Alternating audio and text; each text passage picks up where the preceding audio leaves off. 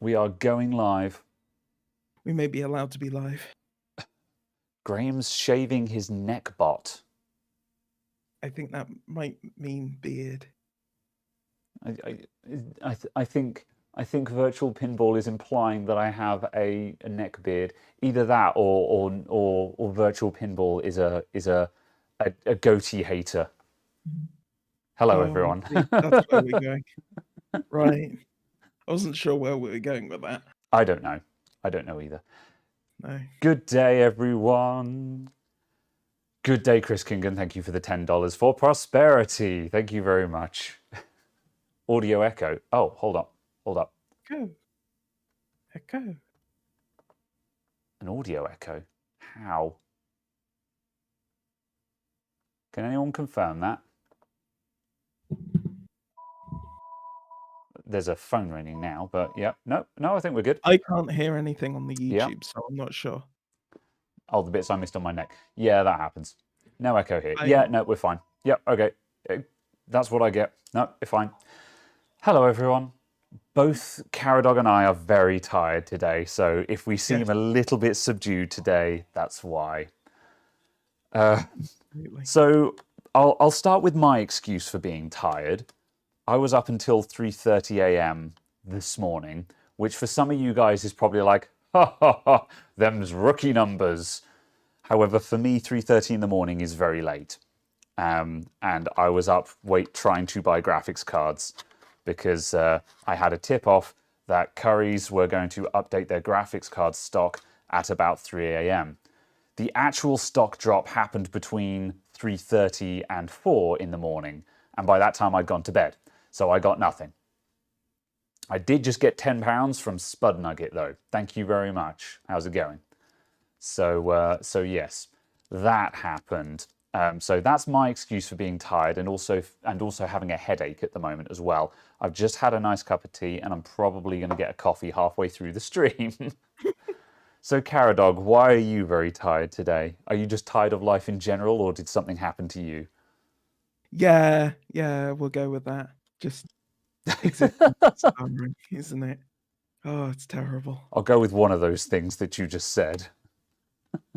Yeah, no, just in general. This week has been lacking in enthusiasm and sparkle. I know what you mean, actually. Just because that earlier on, I was like, oh, I've got to schedule up. But, by the way, if anyone's wondering, I'm taking apart a laptop while we do this just because it's in front of me, so whatever. And we know how you like fiddling with things. Yeah.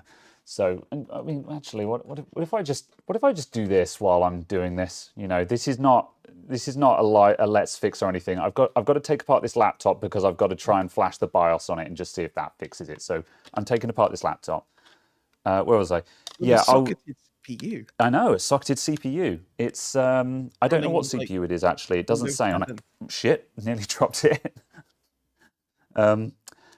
Where was I? Yeah, this is a HP EliteBook something or other. I don't care. It's old. It doesn't post. I'm 99% certain I'm wasting my time, which is why I'm not recording a video. Anyway. I had an EliteBook something or other for a while, and I was very pleased with it, other than the fact that it was like one core and a 1.8-inch hard drive. The EliteBooks are okay until they break. And as with a lot of HPs, they seem to break. So yeah, make of that what you will. They were definitely a lot better than the HP consumer laptops. I mean, look at this. It's got Intel Wi-Fi with 3 antennas. Do the antennas actually go anywhere? Yes. Well, I'd imagine they go to the screen. But unlike the amount of HP consumer laptops that I see even today, brand new HP consumer laptops with single Wi-Fi antennas in them. And it's like, are you kidding me? You know, this, oh, good grief. It annoys me. Anyway, so earlier on I was scheduling up the podcast for today, and I was like, oh God, I've got to think of a title. What's happened this week? What's happened this week that allows me to title the video? And I genuinely couldn't think of anything. However, when I was going to get my lunch today, I walked up the high street to go to the sandwich shop because I was like, I want to get a sandwich from the sandwich shop. So I walked up the high street to go and get a sandwich, and there was a busker on the high street. I don't know if that's British slang for anything. So it basically just means a chap playing a guitar and a microphone playing, for money kind of thing.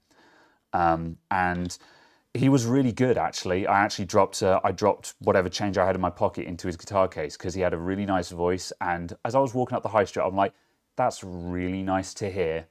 It was really nice. And he was playing Wonderwall. It was literally anyway his Wonderwall moment.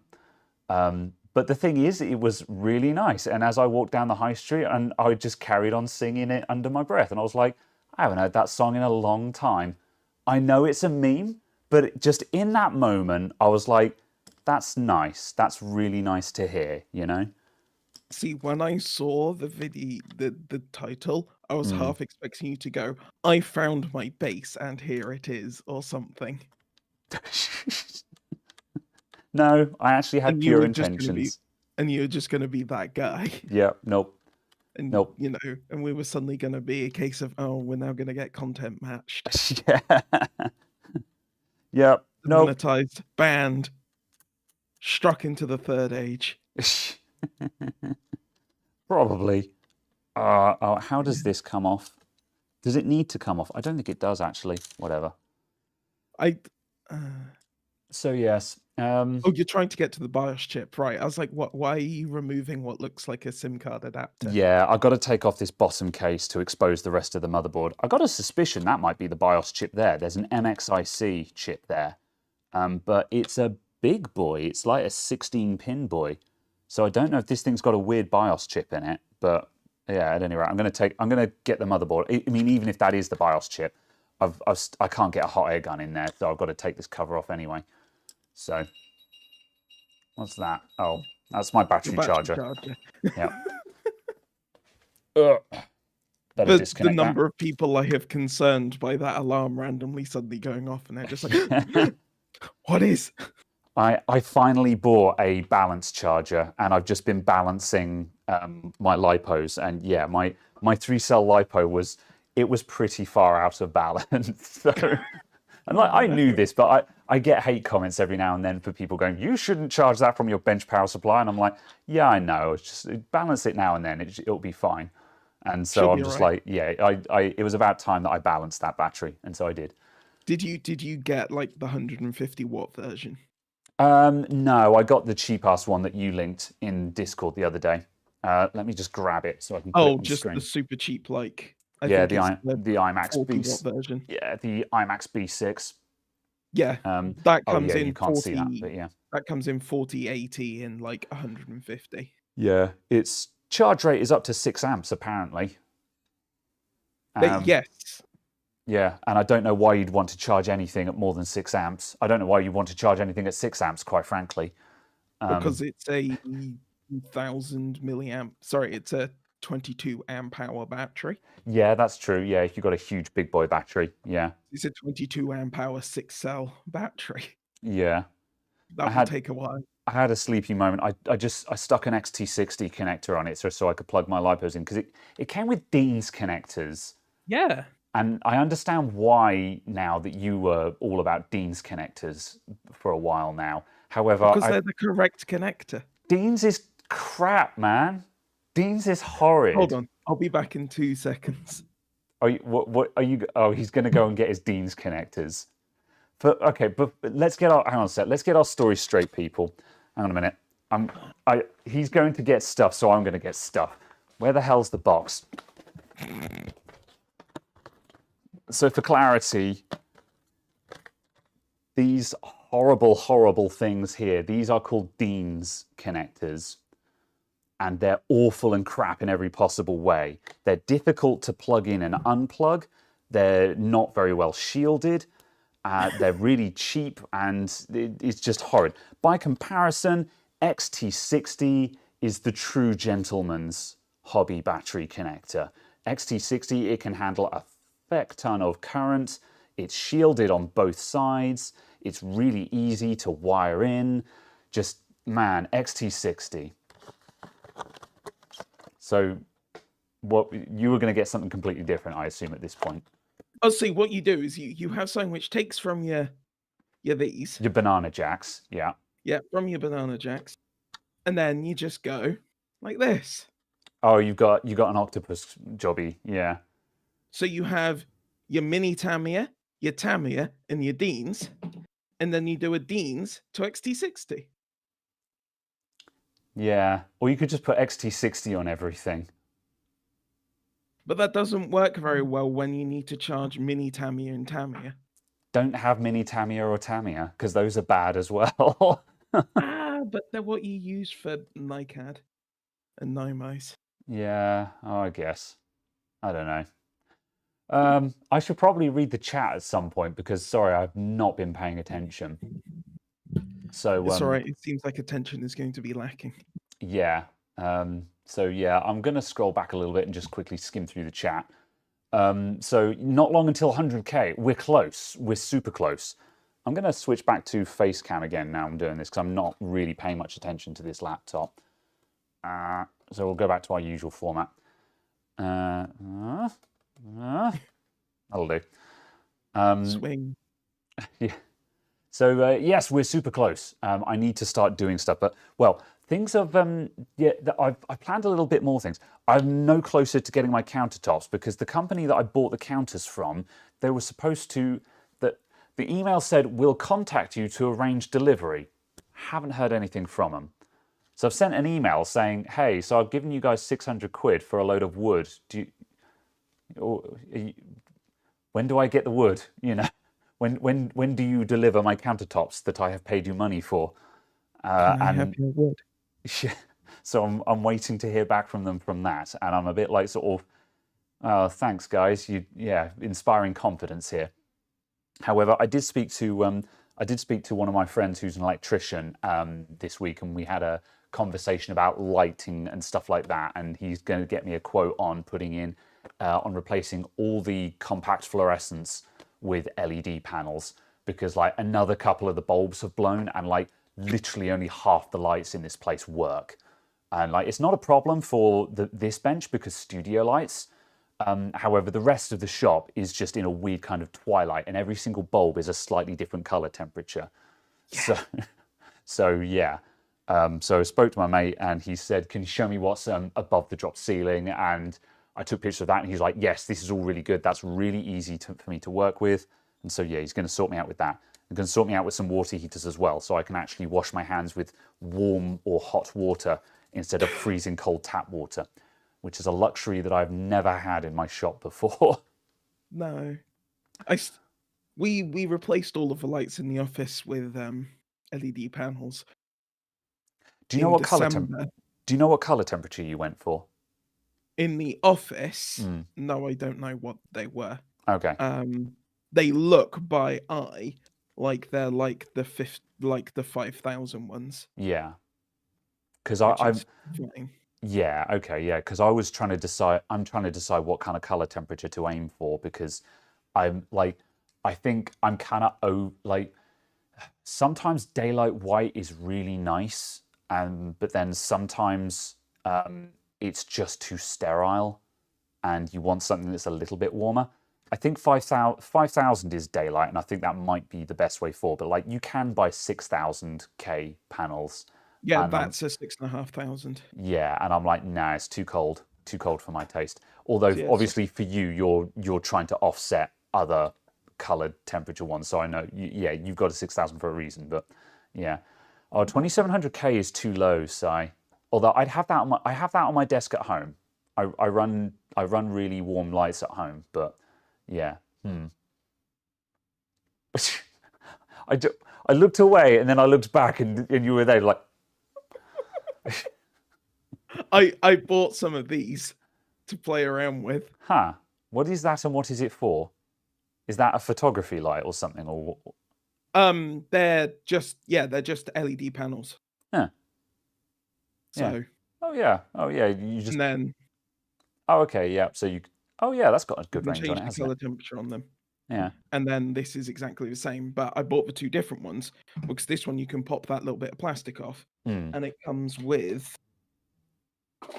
somewhere. There you go. Different colored gels. Oh sweet. So yeah. So. I've got like a green one that I can just chuck in there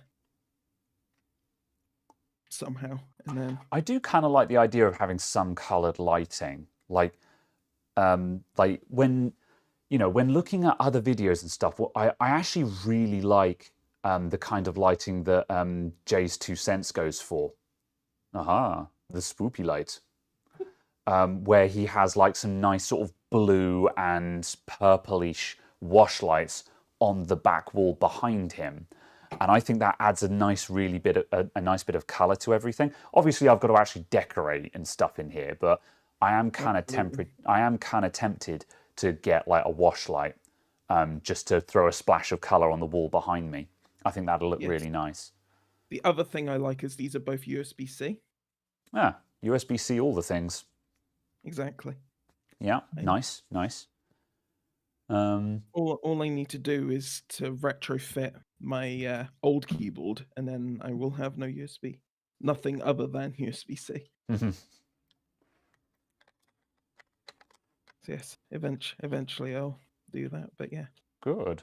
Caradog is in a mischievous mood today. Isn't he always? Isn't he always? But yes. Let's see. You should get the fancy boiling taps you can get now. I'm going to get one of those for the kitchen. I've got one of those stupid instant hot water hand washing tap things to go in the bathroom because it's cheap and it works. And that one came with the shop. Like it's boxed and it hasn't been fitted, but it was supplied with the shop. And so I've just said to my mate, look, I've got this. Can you fit it in the bathroom? And he's like, yeah, sure, no problem. But for the kitchen though, I'm gonna get an instant hot water boiler thing. It's got a very small, like I think it's like a 5 liter or 10 liter tank or something that it holds of boiling water. So there's just instant water for heat, but it's only a small tank, so it doesn't use a lot of power just to have it heated. Keep that water heated all the time. So yeah. So yes, are you getting used to the Rode Wireless? Yeah, I still haven't done much editing with this thing yet, so I don't really have anything else to add that I didn't say last week, because I haven't actually done a lot of content creation this week.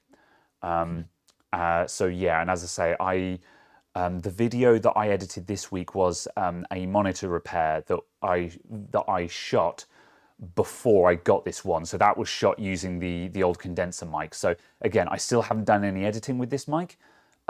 However, I've been experimenting with it and I like having it. And yeah, I think overall I'm happy with this mic. I like the setup and I think it's a good thing to be running.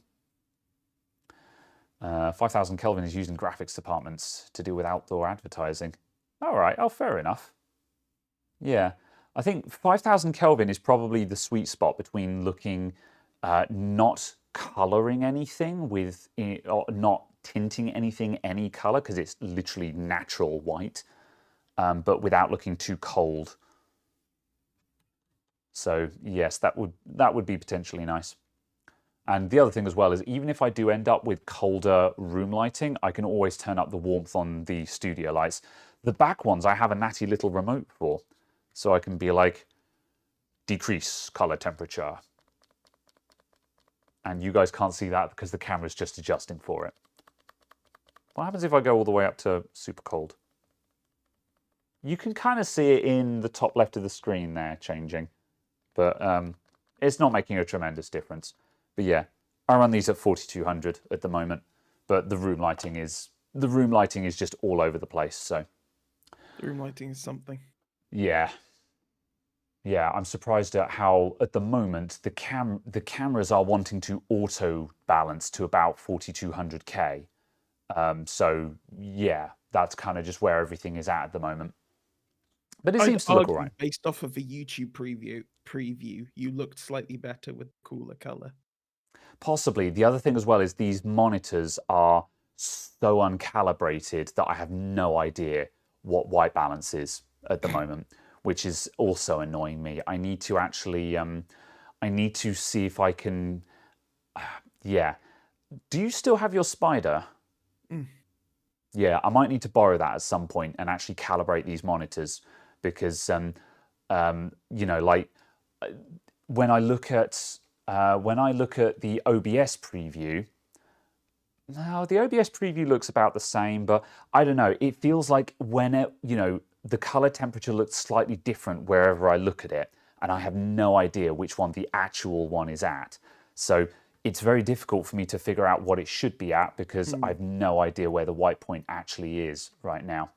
The problem I found with the spiders is at least that one seems to color everything very much to the red or shift everything very red. I noticed that when I tried it on my home screens. It wanted to go a little bit reddish. Yeah, and I couldn't work out why it wants to be so far towards red. I couldn't work out if it was a gamma issue or a white point issue or anything like that, because switching them around and stuff didn't seem to really fix it. And everything was just genuinely red and not actually balanced. Yeah, I didn't find it it didn't take mine super, super red. It did just shift a little bit more toward the red, but in a way I preferred that just because it made things a little bit, it looked a bit warmer and more vibrant to me. It was a slightly pleasant red tinge. However, yes, I did notice that it definitely wanted to veer toward the red, so I definitely had the same issue with it. Yeah. So clearly, I need to get a colorimeter as well as a spectrum. A spider to calibrate your spider. Yes. Who will calibrate the calibrators? Yes, I need a colorimeter and a spectrometer. Yeah. Because they measure different things, but they're both necessary for making sure that the colors are actually accurate. Graham, do you still use a Brio, or are you transitioning to using a proper camera for videos? I'm still on the Brio at the moment, and again, this is the Brio that you're seeing me on. Although obviously we're at. Oh, my headphones just shouted at me that the battery is low. That's fine. I haven't charged them since I bought them. Well, I charged them when I bought them. This is the same charge as when I got them, so they've lasted for like 4 of these podcasts now, which is pretty good going, I think. Where was I? Yes. Yes. Yeah, this is the Brio. And as you can see, this is at 30 frames a second, but it still looks pretty good for a webcam, I think. I do want to move to using a proper camera. However, I'm not sure when yet. I have some ideas on how that will work out, but that's a long-term plan. Improving lighting so far has helped increase the picture quality much more than different cameras would, in my opinion, at the moment. Yeah, I think because a good camera is, generally speaking, still bad if it doesn't have enough light. So yeah. So I'm still working with the Brio at the moment. Is the short answer there. I think also just because I think if I move to a different camera, it's going to require a completely different rigging setup for how I record stuff. I mean, I might do it for if I do more benchtop stuff, like if I'm doing a case review where everything is all a wide shot to have me and the case in shot at the same time, that I would definitely be looking to move to a camera on a tripod for. And I'll probably just get a DSLR or something like that. However, I think for the bench videos where it's just top-down view, I'm probably going to stick with the Brio for the foreseeable future, because I don't think there is anything. There are better cameras out there, but I don't think I can find anything that will give me the same versatility. Is the main issue there. I think any other camera, I will have to make a concession. Like, for example, any other camera, even if I rig it up on an overhead view, I won't be able to do any kind of proper zoom in. Although that much being said, I am also planning on. See, this is the thing, is like, I was thinking about it. Like, if you have a proper fixed overview camera, you can be like, okay, well, now I can't do the super close-ups that I do with the Brio. But it's like, okay, we'll get a microscope with HDMI out on it. Solves that problem. But the problem is, let me swivel around again. If I'm going for a top-down on a laptop like this, so I can have a fixed view, and we've got the laptop in view here, and you can see what I'm doing. This would be our fixed camera. Let me get it straight. There we go. So we've got a fixed view of the laptop. And I'm like, cool, okay, I want to show a close-up of the CPU socket. So, I mean, I guess I would have some amount of optical zoom with another camera, but nothing that can do this and go all the way in and then leave focus. You can't do that with optical zoom. And by the same token, I can't fit this camera under a microscope. Sorry, I can't fit this laptop under a microscope either. So the Brio is actually still giving me versatility that just simply can't be achieved with a different setup, I don't think. So I don't know. That's the thing, is I keep finding myself going, yes, I might get a little bit of better quality from a more traditional camera, but I don't think I'll get anything that can actually match the same amount of utility as I get from the Brio. That's my dilemma at the moment. The issue is how soft the image is as soon as you're not up close. Yes, that's the problem. The Brio is really bad at yeah, it's bad at mid-range detail. Like when I put for a face shot like this, you don't notice and it's fine. But yeah, when I'm trying to do a top-down showing the whole laptop, I agree. That's where I really notice the quality loss. And yeah, I agree with that. Yeah, that's the to me that's kind of the thing. That's where it loses out. Yeah. And also is also the feel you get from a much larger optic. This is we were talking about the other day. The feel you have from that much larger optic and the change in the way the depth of field is shown and things like that is a very particular look, and is something you'll certainly want, or at least certainly a case of something I want, and would want for sort of this view. Yeah. Certainly the view that the sort of, I don't know, where are we? About 30 degrees off of face on. Yeah. Thing and stuff like that. I'd want that to throw this better into out of focusness. Yeah. But not in a really forced ultra blurred way, but just having that narrower, just a little bit of blur on the background just to make you pop a bit more. Yeah. And yeah, I mean, the other alternative is just that I go for a more multi-camera setup, which is entirely possible for the way that I record, because I already use 2 cameras as it is. And if I got a microscope, that would be 3 cameras, and it would not be a massive issue to have a 4-camera setup, where I've got the Brio on hand for difficult shots that a bigger camera can't get to. So I could have a big overview camera, and I've got optical zoom that can go into some stuff. And then if I'm just like, I need to get into a corner and only the Brio can reach in there, then I just bring in the Brio, Yeah, basically. And it's also a case of you wouldn't need the C920, so you'd obviously replace that with an actual decent camera. I could do, I suppose, yeah. Because I don't see why you'd use it when you had a DSLR or mirrorless or something like that. Yeah. Well, the idea is that, yeah, I mean, if obviously I need something just as a basic face cam. Because you'd replace the C920 with the Brio. Okay, yeah, and then if I needed to do a close-up shot, I would sacrifice the face camera to do that shot. Yeah, because which you is don't no need a problem. face cam whilst you're doing a close-up. Yeah, I agree with that. Yeah. So it's kind of a 2. Yeah. Yeah, that is true. And also just be interesting if there was not an action cam, but something similar to that. They didn't have a ridiculous fisheye on it. So it's just a standard like 50mm type lens, but was a camera like this sort of thing. Well, most of the action cams, they can do narrow field of view, no problem. But the actual physical optic is a wide angle optic. That's what I'm saying. One that actually has a physical optic that is, say, only 75 degrees. Yes, I suppose, yeah. Yeah. Yeah.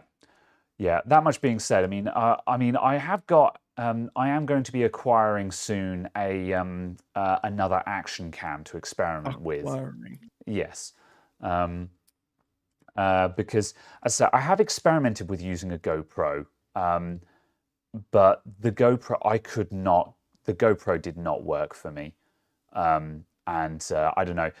Hopefully, this other action cam might work out differently, or maybe I might be able to get better use out of it, knowing what I'm getting into this time. Because I was very upset about because I bought a GoPro Hero 6, I think, and I was very upset by the comparative lack of performance of it, just because its ability to preview over HDMI was terrible, basically. And trying to find actual straight answers as to what you could output over the HDMI port on the GoPro was really difficult. And you know, all the documentation said, oh, it can do 1080p, 120 FPS over HDMI kind of thing. But when I actually came to use the camera, it was a matter of it supported that output, but the software, the actual preview video stream coming out of it wouldn't do that. So it was the equivalent of having it would be the equivalent of having my Brio set right now to be at 60 FPS, but the stream is at 30 FPS. So it's just like, well, it doesn't matter that the camera is at 60 FPS because you guys are still only seeing 30 FPS. So it was a matter of, you know, it was saying it supported these things and it would support them for playback, but actual preview, it couldn't do it. And I'm like, well, what's the point then? And it was complicated and a mess. And because of the cost of a GoPro, because GoPros are really expensive for what they are, in my opinion. And because of the cost of it in the end, I ended up sending it back. I was just like, no, this isn't working for me. So yeah. But, you know, I think maybe a different camera, going in with different expectations, I might end up with something that actually works for me, and I may be able to put it to good use. It'll be good to try, be good to experiment. Yeah, absolutely. And also just the fact of because cameras don't, or because, you know, the cameras will be kind of focused at specific functions. Yes. You can make things more focused on a specific function and Yeah. make them better at each function. Yes. And I just mean, use different things for each function. yeah, of course, it is worth keeping in mind that I do use cameras for a comparatively niche use, in that I just want their HDMI output to plumb into OBS, which is obviously not what most of them are designed to do. Yeah. However, at the same time, it's just like streaming has been around for long enough that I feel like that's something that camera manufacturers should be actually thinking about, is that there are a lot of people who just want to run the output straight out of HDMI and into OBS or into some other recording platform. So, Yes. so As yeah. far as I'm aware, certainly the last time I looked at it, the Sony Alphas were the ones that had the best HDMI output. Yeah. Well, I mean, and then Canon were doing firmware updates to a whole bunch of Air cameras to fix up dodgy issues with HDMI outputs. yeah. Yeah. Yeah, they I had think a whole the industry is going in that direction now, I think, at least. Yeah, because it was also a case that they had a whole suite of their cameras where the HDMI output was basically broken. It was it was like dropping frames, or it was incorrectly encoding it, or it was like sticking slightly funky time signals on it. So it was appearing to be like 31.1 frames a second as opposed to being like 29.94, and just weird Yeah. stuff like that. It was Yeah. just like, Canon, what did you do? Yeah. What was this? What happened? But yeah, I certainly know there are a whole bunch of firmware updates they did beginning of 2020 for a huge number of their models, fixing HDMI preview issues. So yeah, Fair. one day camera manufacturers will actually pay attention to what people, or what a large number of people are actually wanting cameras for and stuff as well. Yes. Yeah, although it's the problem is it's very easy for everyone to assume that their use is what everyone else is doing with them. Oh And yeah, but just a case of especially in the creative scene, because like for the creator scene, it's just like, oh well, all YouTubers obviously want a HDMI output, but then everyone who's not a YouTuber probably doesn't care and is recording to SD. So, yeah.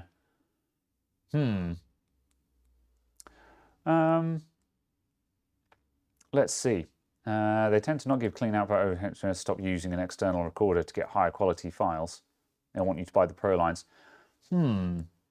Yeah, conspiracy theory for that. Maybe. Do you think they tend? Yeah, I don't know. I mean, I suppose it's possible. And yeah, I guess it wouldn't surprise me if they made products and said, yeah, we're not going to give you this functionality because that's reserved for the Pro lineup. I could see that being a thing. I could see that being a thing. Yeah, it's certainly a case of, at least from Canon's side, it was very much a case of, actually, no, this is just broken, and Yeah. here are software updates to fix it on a lot of it. Yeah. And Sony seem to have always supported decent HDMI output on their cameras. I think at the very least it's is it Occam's razor? Do not attribute to malice what can be attributed to stupidity. That's not Occam's razor, but No, that's certainly something. It's someone else's razor, or someone else's gun. Chekhov's razor. I don't know. It's someone's something. What's that phrase called? Do not attribute to malice what could be attributed to stupidity. That's a thing. Someone help me out here. Yeah. Oh, absolutely. I'm not going to Google it at the moment, but yeah. But yes. Along those lines. But also, just very quickly, something I saw in chat. Yeah. Don't buy a 5950X for gaming. For the love of God. You don't need a 5950X to play games. Yeah, agreed. No. Mehrunes razor. Wait, that's Skyrim. Oh, you got carried on with that one. Please cut your beard. Spit. Every beard hate message makes me slightly stronger. Be careful what you say. So yeah, very well. All right, okay. Let's do. I'll answer. Let's look for a couple of the tech questions. But yes, to okay, carry on. Supply the actual answer to that question. Yeah. Buy a 5600 and be very happy with a 5600. Yeah. Or if you want something exotic, then hello. That liquid damage. Buy a 5600. If you don't have a 5600, yeah, or they're not available in your country, get like a 3600 or a 3600. Yeah, or if you want something exotic, then at least get the 5800X. Just because I hear that the 5800X is an overclocking monster. So at least that, if you want something with pimp value, then go with the 5800X because it's got pimp value as being an overclocking chip. Yes. So yes. Or apply Sub-Zero. Let's see. Oh, Occam's razor is when two possible explanations. The simplest one is usually correct. Fair enough. Yeah. That was Occam's razor. Oh, is it Halon's razor? I don't know. Let's see. Oh yeah, Halon's something or other. Noel, what's up? If you have soldered RAM in a laptop, can you swap it from 4 gig to 8 gig resolder, or will the board be restricted to 4 gig max? It's an Atus Vivo book. I saw someone else ask this question, a similar question to this, when I think we were talking about netbooks or something somewhere, and it's a matter of. I imagine it would depend on the firmware. I don't know is the answer, but I'd really like to know. Yeah, I would presume it would be a firmware thing, basically a case of if the laptop model has, say it's a 32 gig eMMC one, and you're saying, oh, can I go up to 64 gig eMMC? I would say that would be dependent on whether there's a higher firmware, a higher capacity. Yeah, but that's for the storage chips though, not RAM. Oh yeah, no, absolutely. Yeah. For RAM. Yeah, I mean for the RAM. Yeah, I mean for the RAM. I mean, what's on a memory module? You got some resistor networks, some capacitors, and the chips. I mean, There is Go a build a driver RAM chip module on then. them, so yeah. What, I didn't hear what you said. Go build a RAM module. Go build a RAM module. Yeah. I don't know. I'd be really interested to know. I wonder. That would make a good experiment sometime. Is to find a scrapper laptop that has some soldered-in RAM, and sacrifice a RAM module. Like if it's got 4 gigs of soldered RAM, if I can find a single-sided 8 gig RAM module, so it has 4 chips on it for 8 gigs, and just do a straight swap. That doesn't seem like it would be a massive job, and I wonder if it would work. It would need to be the same type. Yes. It'd have to be the same type of memory chips. Yeah. And they'd have to be the same exact model of memory chip, because if it's soldered onto the motherboard, there'll be a single not SPL. There'll be a single SPD. There'll be a single timing setup for the chip. I'm just grabbing a charging cable because my headset is actually saying it needs to be recharged now. I'm still listening. So I'd imagine that you might have issues on that just because the BIOS physically can't do memory training. Yeah. Yeah, no, I agree. I don't think it would be that simple. You're right. So it would be a case of you could probably do it if you had, say, 512 and you went up to gigabit modules or something like that. I think that would work. Or you went to 8 gigabit modules from 4 gigabit. I think that would work, but they'd have to be basically exactly the same modules. So the same timings are likely to work. Yeah. There's probably someone out there who has managed to do this, and it's probably doable under a very certain set of circumstances. But I would imagine the answer is theoretically yes, practically no. I think is the answer to that question. Is theoretically it could probably be done. However, the practicalities of actually achieving it are not worth the amount of trouble, I reckon. Yeah. So it's certainly a case of, because in a large number of cases, the laptops that come with soldered RAM and so on aren't worth that level of effort. Yes, if the laptop Unless has it's soldered $3 RAM, it's probably a trash laptop. There's a couple of, yeah and no. I was about to say there are some of them, like they said it was an Asus VivoBook, but I'm not going to lie, the past couple of Asus VivoBooks I've seen, I haven't been impressed.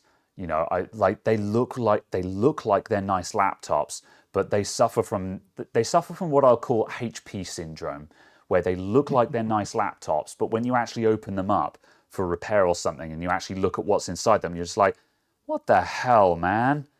Trash cooling, trash Wi-Fi, trash storage. This is not a good laptop, That's my impression of the past couple of VivoBooks I've seen. And it makes me sad because, as I say, they look like nice laptops. They look like the kind of thing Currys would sell. Yeah, kind of. Yeah, Sandeep Amera, hopefully I'm getting your name right. Thank you very much for the 60 of those. Rupees. They're rupees. Thank you very much. It was kind of in an R shape, and I'm like, it's either rubles or rupees. Thank you very much for the 60 rupees. Greatly appreciated. Big thumbs up to you. Thank you very much. No problem. So, yes. Yeah. Also, I think there was another one from Ben at some point. Oh, did I miss one? I'm going to scroll up. I'm going to back scroll a sec. Did I miss someone? I'm going to check. Oh, there was a couple. Oh, wow, I missed a couple. I must have gone, yeah. We missed one from Ben Laird as well with the $5. Thank you very much, Ben. And also Christopher David with $10. Get yourself a nice cuppa. Thank you very much, guys. If I do miss any super chats, by the way, do let me know. I don't get to them. Like, sometimes I finish what I'm saying before I get to them. However, if I've actually just straight up not spotted them, sometimes they scroll off the screen, especially if I'm working as I'm doing now, which I shouldn't be while I'm doing this, but whatever. It might scroll off the screen and then it's gone. On that note, Demny BS, thank you very much for the $20. Making some A5 Wagyu today. Is this a slang word that I don't understand? Is this some youth speak I'm to? It might be. I genuinely don't know. It's a type of beef. Okay. Beef. It's Japanese beef. Ah, okay, fair enough.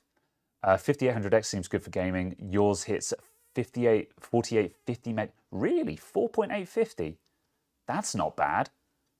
All core around 4.5, 4.6 for AVX. Yeah. Is that stock or overclocked? Because if that's stock, you could get into the 5 gigahertz club easy with a little bit of tweaking on that, I think. Like, obviously, another 250 megahertz isn't very much, but it gets you that big 5 gigahertz number, which is just... Everyone wants the 5 gigahertz, you know. Get that beef. Yeah, all right. I made a proud of myself, so that's that. Yeah, 4850 is reasonably standard. Yeah, so yeah, you get 5 gigahertz out of that then. Mine will, mine will spike to like 505. That's nice. Is it, well, have you got a 5800 or are you talking about your 5950? My 5950 will spike to like... Oh, really? If the 5950 can do it, then yeah. Yeah, it will spike to like 505. Oh, that's fine then, yeah. And it will do all-core stable around 4.8. Yeah. With crazy volts, but yeah. I still don't know what's going on about my 5950X pre-order. I tried to call Scan this week because I was actually going to ask them, can you change it out for a 5800X? Because I don't need a 5950X. I'm only buying, you know, the only reason why I haven't cancelled the pre-order is just because I have a pre-order on a chip that's very difficult to get. And so if it actually ends up showing up in the post, worst case scenario is I flip it. But yeah, I'm probably going to try and change out the order for a 5800X just for something a bit more sensible. Yes, anyway, I tried to call up Scan. I was on hold for 30 minutes and then the phone line went dead. And I was like, oh, well, that's the end of that adventure, I guess. So yeah, I've no idea what's going on with my order there. And after being on hold for half an hour, I was just like, yeah, I'm not calling back. So that made me a little bit sad. Yeah, absolutely. What's holding on here? Oh, the keyboard. Oh, the everything. Okay, I'm not out of the water here yet. Yeah, it was just thinking. This week I was playing around slightly with my 2700X, and there is a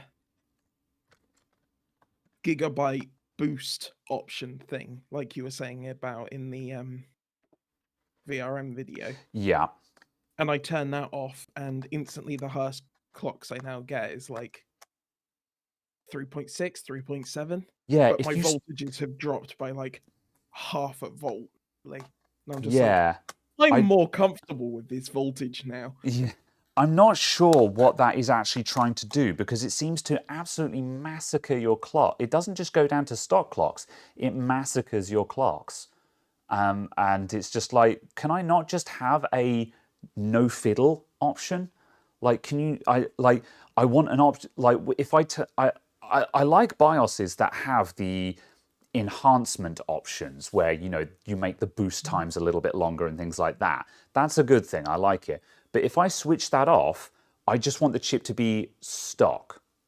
I don't want you to just kill the performance of the chip. I just want you to not fiddle with it. You know, I just want a no fiddle option, you know. I don't know. But yeah, I'm drastically more comfortable with it like that.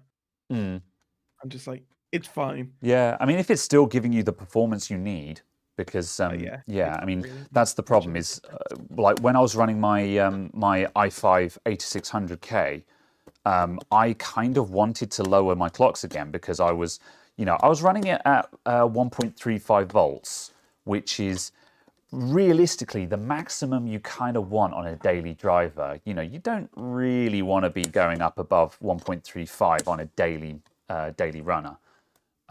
Just because that's, you probably can, but that's I'm not planning on keeping this chip for more than a couple of years kind of territory. Although it's 14 nanometers, so like... It's probably fine, but... 1.45 is probably fine. Yeah, I suppose, if you can call it. But at any rate, though, however, when I actually turned off my overclock again, I did actually, I lost the performance. And I was like in Vegas when I was editing video, I took a noticeable hit in performance after switching off my overclock, and I was like, oh, that makes me sad. But yeah, like if you pulled back your chip slightly and it's still performing as you require it to, then yeah, that's a nice thing, I guess. Yeah, absolutely. I think there's something funky about my 2700X just because it doesn't idle. Ah, that's a bit odd. Yeah, but It then it's only also does. it's also missing a pin though, isn't it? So Yes, it only does all of the boost all of the time. yeah, And so I'm you just can be one of those people who's just like, yeah, my computer consumes 100, 200 watts idle, and I'm okay with that because I don't pay my electric bill. So no. yeah. It's only like 200 watts total. Yeah. Fine. Although, as Arnold G pointed out, sometimes undervolting an AMD CPU is how you do get to better performance. That can also be true.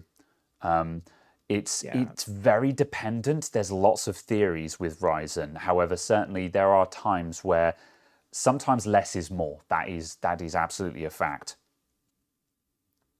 So yeah. Yeah, absolutely. But yes, it's mostly about trying to keep your temperatures as low as possible.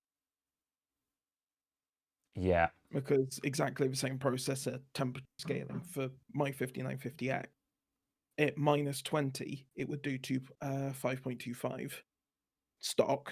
Stock settings 5.25 was the peak boost. Under an AIO at like 50, the peak boost is 505. Yeah. Exactly the same chip, exactly the same motherboard setting. Yeah. Because the frequency is temperature dependent. So temperature dependent.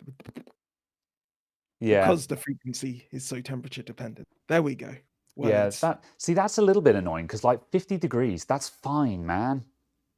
It's as far as I'm concerned, it's just like the chip should not even be starting to dial back.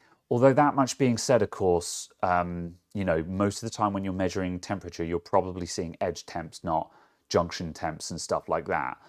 Possibly. So maybe that's it, because I'm as far as I'm concerned, if the chip is below 70 degrees, then it should be boosting harder. As long as you're under 70, boost some more. That's my opinion there, but that's not the way it seems to work in practice. It will also be a case of the total package power. Yes, that's true. Yeah, yes. Just because you're only at 50 doesn't mean you're not at total package power. Yeah, that is true as well. But obviously, dropping nearly 70 Celsius off the temperature of the chip, you're using less watts to get the same clocks. Yes, that is true. Yeah. It's complicated these days, isn't it? Absolutely. But yes, I need to come up with a more elaborate solution. Also possibly just cover my motherboard in rubber. Just rubber. Yeah, I was going to say you do need to waterproof your motherboard. You need to go and you need to waterproof your motherboard. Not that it was not implying that condensation had anything to do with the recent return of a motherboard that you didn't own, but yeah, it's something that you're well aware of the existence thereof.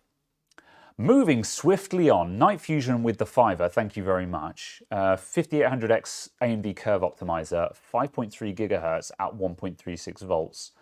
Not bad. 5.2 AVX, not bad. Maximum 64 degrees with a H150i. Yeah. Oh, that's a cherry chip. Okay, yeah. Yeah, so I'm assuming cherry chip means that's a proper bint chip. So,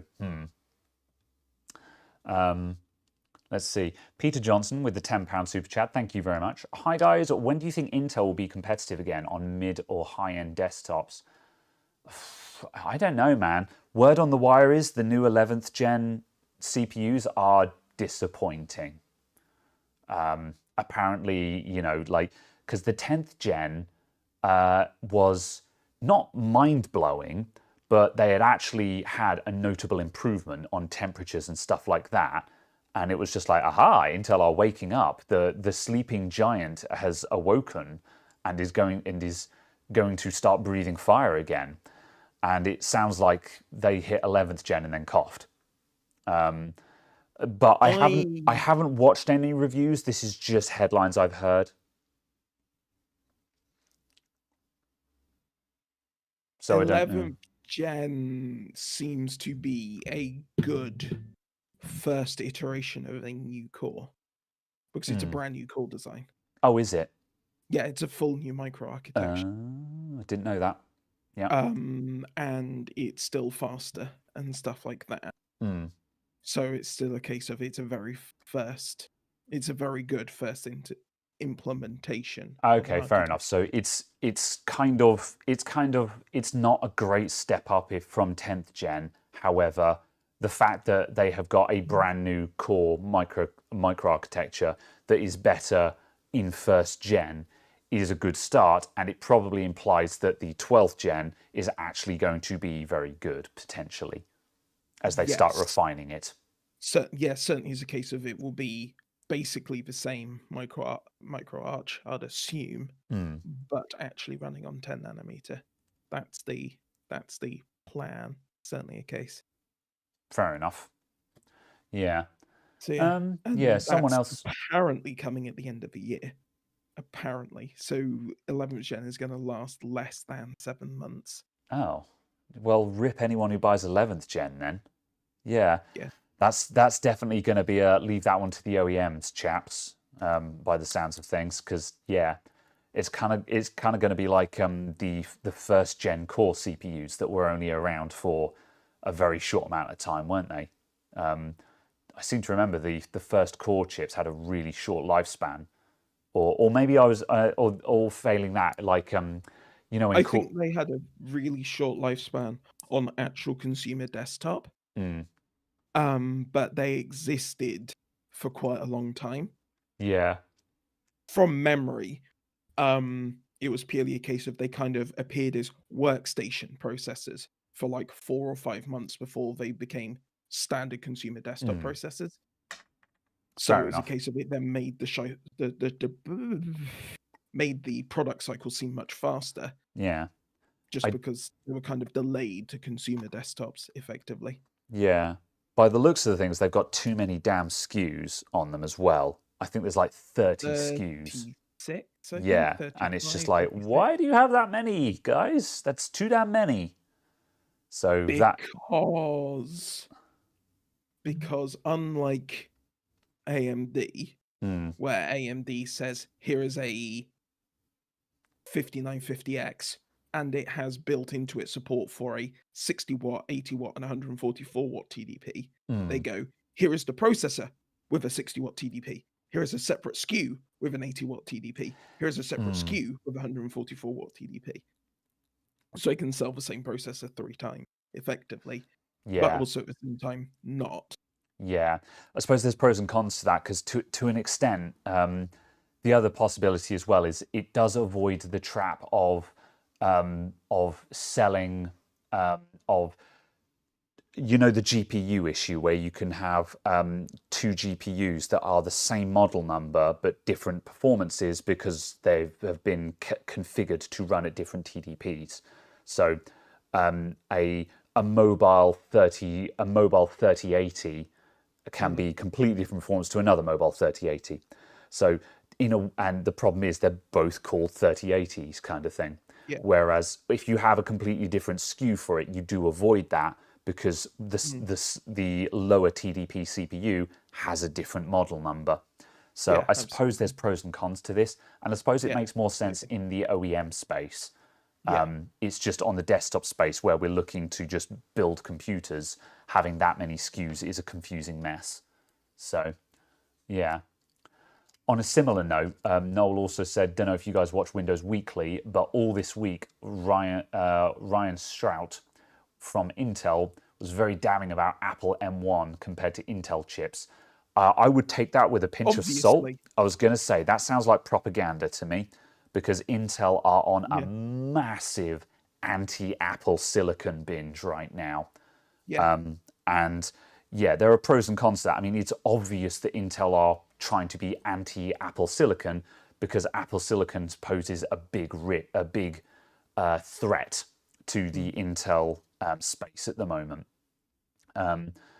So yeah, it's definitely propaganda. There are truths and there are myths to this propaganda. like there are some bits where Intel are hitting on it. Like for example, they've been making loads of adverts. They got in Jason Long, the guy from the Hi, I'm a PC and Hi, I'm a Mac adverts. Yeah. They got him on as a PC, which is delicious irony. I love it. And apparently those adverts are fine. He has a load of Windows. And he goes, look, these are Windows Intel computers, and I can plug lots of peripherals into them. These are Mac computers, and I can't plug lots of peripherals into them. With these ones, I have more choice. There is more of a selection. And apparently they pose very sensible arguments, and they're good adverts, kind of thing. That will be interesting and surprising. Yeah. So I'm calling it propaganda, but that doesn't necessarily mean that I think it has malicious intent. Just make sure to read between the lines is all I'd say there. Remember that Intel right now are trying to push people away from Apple Silicon and no it, even though Apple Silicon is it's a big threat to the x86 paradigm. Absolutely. In short, I'd maintain that you probably don't want Apple Silicon right now. Not the first gen stuff. First generation. Yeah. Not because it's Apple Silicon. Yeah. But I expect these laptops and so on to get maybe one Apple OS update revision, and that's it. Never buy a first-gen Apple product, people. Friendly reminder, because apparently all of the M1 Macs are having SSD issues. I've not read into it, but apparently the SSDs on them are getting ragged. So there's the classic first-gen issues. And when the headlines broke and people were just like, "Oh, Graham, have you heard about the Apple?" And I'm like, a first-generation Apple product with systemic design problems? Say it isn't so. Say it isn't so. It's just like, who is surprised? Who is surprised? So I'm just pleased that it's a thing. I'm just pleased that Apple Silicon. Yes, don't get me wrong. I'm not anti-Apple Silicon. I'm not saying that everyone should abandon ship on x86 or Intel Silicon. I'm not anti or pro anyone. I hope Intel release some really good CPUs soon. So yeah, don't get me wrong on any of this. However, at the moment, Intel are very much under threat from Apple Silicon. Apple Silicon, while being very, very infantile on desktop platforms at the moment, it needs work, but it has enormous potential. The numbers they got out of their first attempt were quite staggering. And for all of the shortcomings of the Apple M1 Silicon, remember, it was their first swing of the bat. And for a first swing, bloody good one, to be honest. They'll iron out the kinks, and it'll be good. So, yeah. Yeah. Exactly. It was. I'm just pleased that it's so good for a first gen. Yeah. And that it shows real potential. Yeah. I don't think x86 is going anywhere anytime soon. However, it's good to see more stuff going on. Diversity is good. More options, more choice. Yes, absolutely. Yeah. Right, I'm going to cover some super chats super quick, unless you had a closing thought. I was only just going to say the fact of I saw something. What's it called? Oh God, the translation thing. Rosetta Stone. Oh no, yeah, Rosetta is the emulation layer. Yeah, apparently that's already stopped being supported. Wait, what? Apparently that's already stopped being supported. Rosetta 2 is dead. Apparently, and is not receiving any further updates. What? Apparently. If that's true, I retract all my praise for M1 straight up. I can't remember where I saw that, but yes, someone was saying about that in development docs. Yeah. If anyone in the chat can confirm that, has support for Rosetta 2 been pulled? Because firstly, let's have a quick look at Rosetta. When Apple transitioned from PowerPC to Intel back at the end of the G4 G5 era, they went from the G4 G5 processors into Intel Core Duo, and then very soon after that, Core 2 Duos. There was like one very short generation of Core Duo Macs that existed. They existed for a blink of an eye, and then they were gone, and no one speaks of them anymore. And every now and then you see one, and you're just like, "Where's the 2?" You know. Anyway, so when they did that, obviously they had an issue that all of the apps were designed for PowerPC. So in macOS, you had Rosetta, which was a built-in, so it's not something you had to run, it was just built into macOS. It was built-in emulation for PowerPC apps. So when you were on an Intel Mac, it would automatically run PowerPC apps, and it was seamless. So in the same way that your 64-bit operating system can seamlessly run 32-bit apps, it has to do that through emulation, but it's seamless. You never see it happening. It was the same with Rosetta. And Rosetta, it hung around for a couple of years, but the main thing is by the time they pulled support for it, the transition was over, really. There was no issue with running, as soon as Apple went over to Intel, everyone dropped PowerPC like a stone, and everything went over very quickly. So it seems like they're pulling the same stunt here, but they've apparently pulled support for Rosetta 2, which is doing Intel on Apple Silicon. Less than a year, is that? The M1 can't have been out for a year. So that would make it less than a year. And it's just like, there's no way that everyone has transitioned Intel apps over to Apple Silicon yet. So, yeah, I don't know. Especially considering you can still buy Intel Macs. Yeah, I don't know. You can still buy Intel Macs, and Mac Pros are still Intel. Yeah, we need I'm going to quickly Google this. But yeah, apparently it's a case that someone was saying that, yeah, Apple Insider has supported that macOS 11.3 will remove Rosetta Zone 2 from several regions, but I don't know which regions it is. What's a region? Yeah, like geographic region. Yeah. Yeah, probably. Oh, okay. Is that like the entirety of EMA? Yeah. Yeah, and also that does sound like, Vas Daniel said, sounds like a licensing issue. I can kind of see where they're coming from there. Don't understand how it could be a licensing issue, but as soon as you start talking about regions and stuff, that does sound like something's going on there. I wonder if they have fallen foul. I wonder if there's an issue with the fact that they have to emulate x86. Do they have an x86 license? Maybe it's something to do with that. I mean, really? Oh, that'd be interesting. Imagine that. If you're emulating x86. That'd be interesting if it's a case of it's not the x86 part, it's actually the x64 part, and it's an AMD license problem. Well, yeah, either that or it's an Intel thing. And previously they were using Intel CPUs, so they didn't need to worry.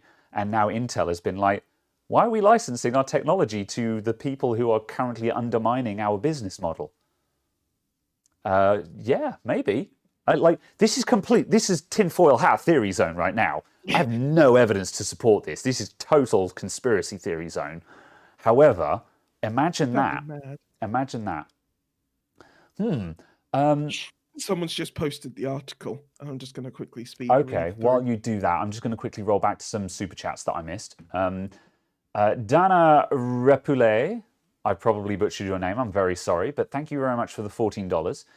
Here is your 1% share of my COVID stimulus check from the IRS. Buy a light bulb or two for the shop. Dana Repool. Okay, thank you very much for spelling your name out in a manner that a monkey like me can understand. Dana Repool from Nebraska. Thank you very much for the $14. Yes, I will endeavor via complex manners that will go toward buying another couple of LEDs for my LED panels. So thank you very much. Greatly appreciated. And Night Fusion back again with another $5. Intel did strike a deal to go 3 nanometer with TSMC, according to a source that will remain unnamed, but probably won't be coming to consumer chips. That's interesting. We spoke about this a couple of shows ago about it being for Xeon stuff. About them not doing it on the Xeon. I think it was specifically on Xeon Scalable. Fair enough. Yeah, I suppose. Yeah, Xeon Scalable is a weird area, isn't it? So it doesn't surprise me if they're putting wacky stuff in that. Yeah. Because 2 and 4 on processing. scalable stuff like that, presumably if you're going down to 3 nanometers, they're looking to go low power, I bet, aren't they? Don't know. Which Maybe. might be what you. And in Xeon Scalable, you're talking data centers. And Yeah, for data perhaps centers, they're you want to save power. possibly looking Yeah. to go ultra wide on it and stick like 64 cores in it. Or, Yeah, you know, yeah, like that as well. Yeah. 64 plus cores in it or something. So it'd be Yeah. interesting. Yeah. Windows is dying. I don't think so yet, but no, I don't think so in a hurry. Microsoft are in a very, very, very good place at the moment, I think. x86, quite a long time, like a couple of months ago, we were talking about the concept of x86 dying and being replaced with ARM. And we had a big old discussion about that. I think there's still mileage in that as a very long-term theory. But it's not, I wouldn't expect to be running an ARM chip in your gaming computer anytime soon. Like, No. not within the next decade, you know. So, yeah. not within the next decade? Yeah, not within the next decade. I don't think it will happen. Mostly because I don't think Microsoft will have the same sort of intra-compatibility like Rosetta. They won't have something like that. I think that will be part of the reason why it takes such a long time is because there won't be that. So there'll obviously be 40 years of software that suddenly stops working. Yeah, that's true. There'll always be someone who needs that platform, I guess. Yeah, and that will be completely unacceptable for most companies.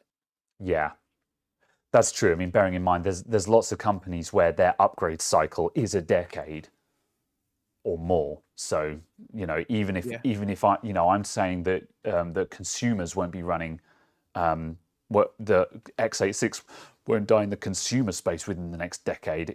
If it won't die in the next decade in consumer space, it'll be 2 decades before it might die in the business space.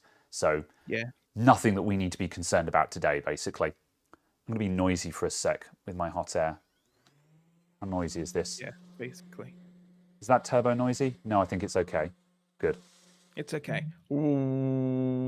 Sorry, everyone, but I want to try and get this laptop done today.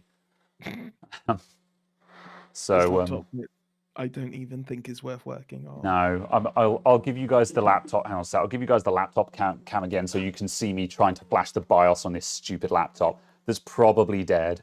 So yeah,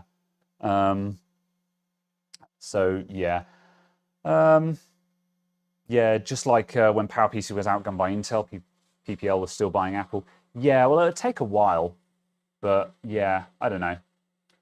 You hate Windows 10, so you're still using 7. Yeah, 10 ain't going anywhere in a hurry. Unfortunately, software as a service, it's not going anywhere. It's here to stay. You kind of got to come to terms with it, unfortunately. So, Ricky B with $20. I've been watching your videos for about a year, but rarely have I been able to catch a live stream since you're on the west coast of the US. Sorry, west coast people. We did try doing later times, but it just didn't really work as well as this time, in short. Not enough West Coasters turned up, so yeah, basically that. It's your fault. Yeah. So yeah, did Nvidia's attempt to buy ARM fall through? Not yet. Yeah, it's not dead yet, but I'll be amazed if it does actually go through. Yeah, because there's been significant additional scrutiny in the US and in Europe, and then separately in the UK. Yeah, I'll be amazed if they get that through. Yeah. I have nothing specifically against Nvidia in the sense of an axe to grind and a reason to think they're evil. Yeah. But at the same time, it's a case of because of the very unique position ARM is in, with the fact that they are actually genuinely, truly neutral. I can't see how it can be seen as a purchase that can go ahead where ARM's customers are everyone that's competing with NVIDIA. Yeah.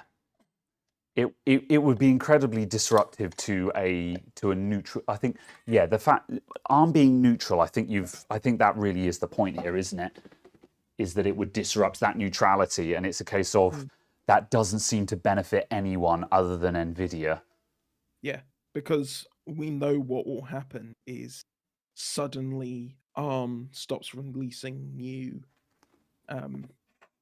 designs until 6 months after NVIDIA has magically released a new design. Yeah. So whilst obviously, no, there's nothing going on, they're just delayed being available for other customers. What? Yeah, that would be a bit You know, weird.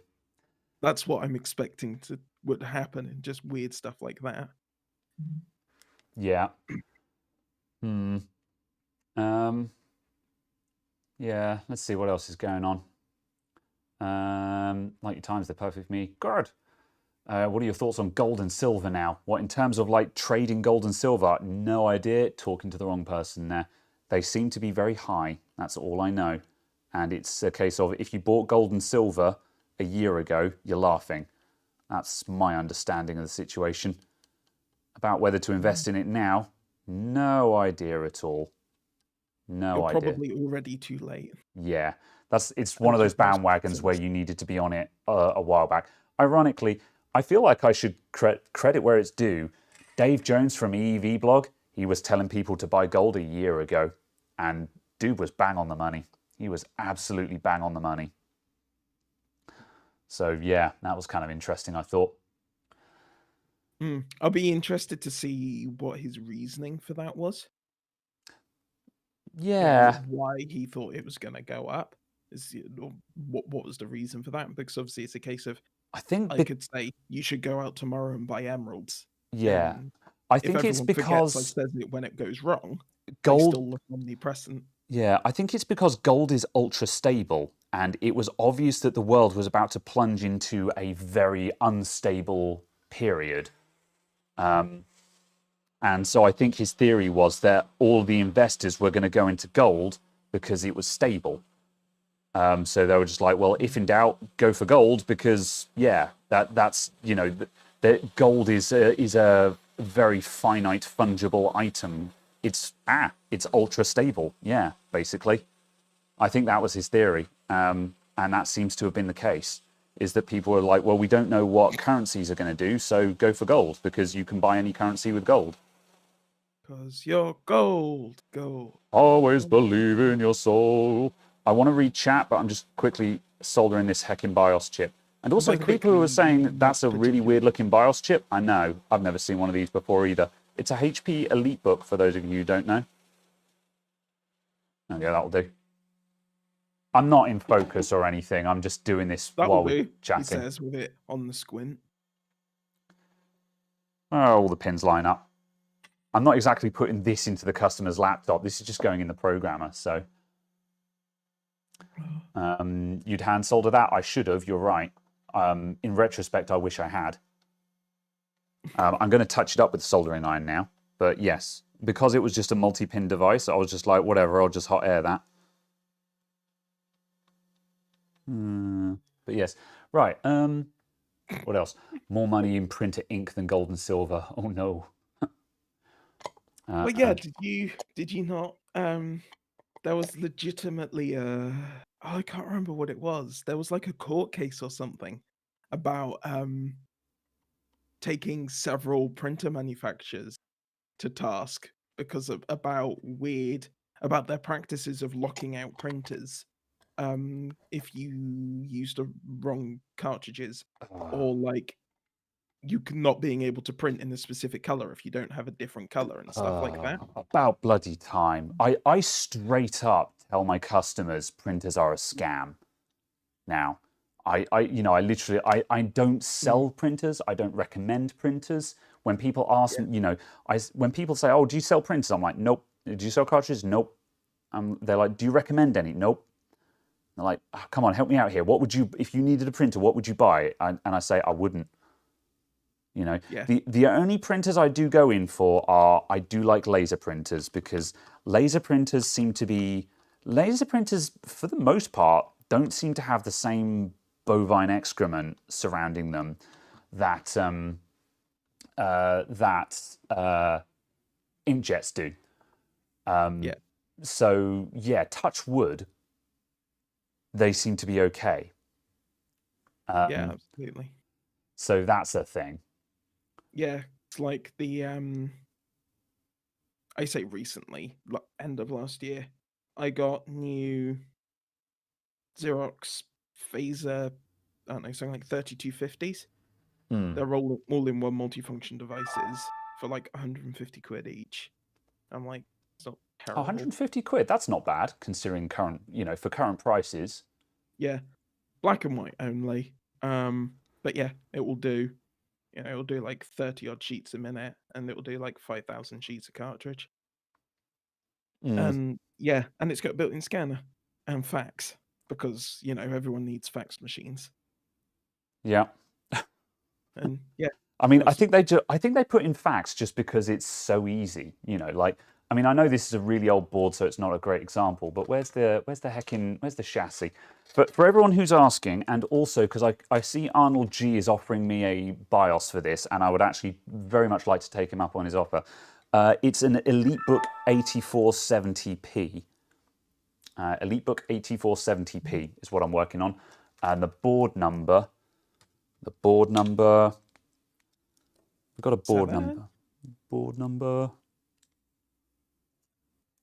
Under the thing. Aha. The board number. Oh, I don't know if that means anything to you. We've got a MAC address for it. F23C MC, maybe? Don't know if that's the board number. We've also got a possible part number here. Motherboard SPS 686040, maybe. Under sticker paint. Hang on a sec. Oh, yep, you're right. You're right. This dude knows his boards. All right, that's HSTNN I07C. HSTNN I07C. And yes, I would very much like to have a BIOS for it. I don't think this is a BIOS issue, although basically the board doesn't post. So yeah, that's why I'm flashing the BIOS on it. It doesn't post. It ain't the CPU. It ain't the RAM. So I'm flashing the BIOS on it as a Hail Mary of this might make this laptop work.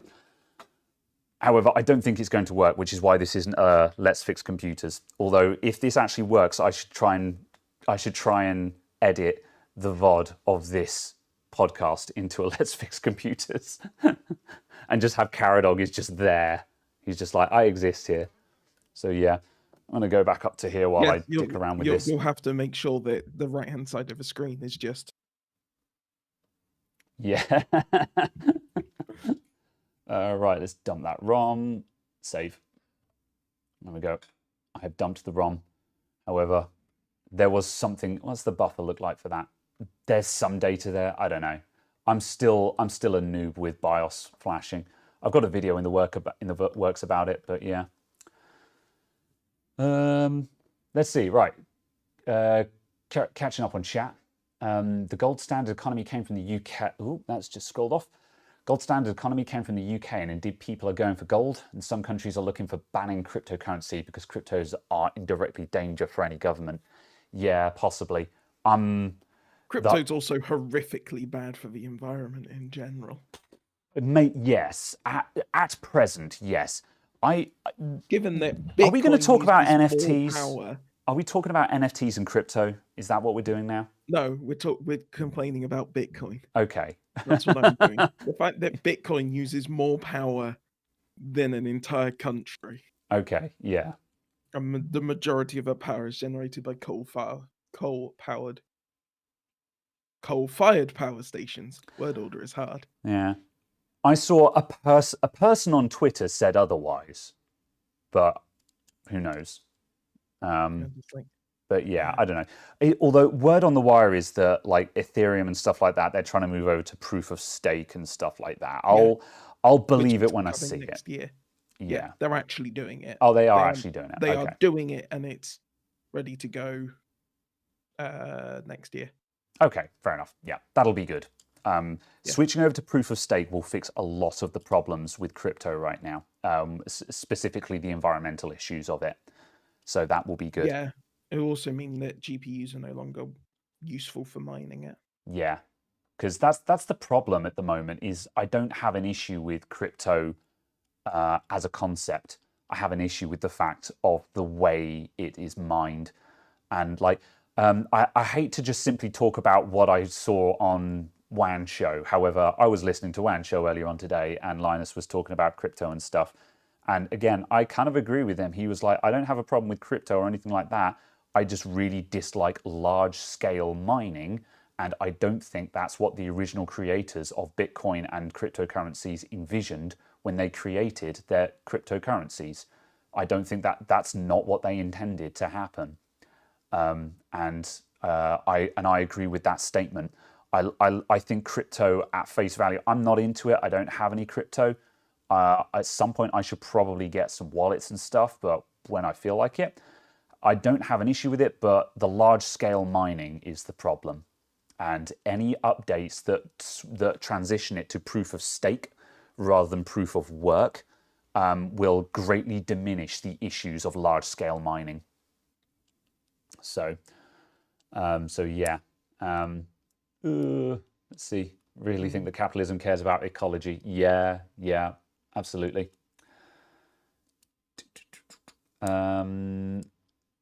Let's see. Bitcoin is worth a crap ton of rupees. Yeah, absolutely. NFTs are bafflingly pointless. Yeah, without wanting to get into a rant on them, NFTs, I really hope they sod off and die as fast as possible. It's a heckin' pyramid scheme. And the big question I have, the thing that baffles me the most about NFTs is who is buying them? Who is paying for them? Like, I understand how they work. I understand the concept. I understand some of the potential advantages. But I don't understand who is actually paying for them. You know, who is actually saying, yes, I want to buy this URL? Whatever. I don't get it. Yeah, no, I don't get it either. Like, I understand what you could do with an NFT, but what you could do with it is not what people are doing with it. You know, and that's an interesting thing as well.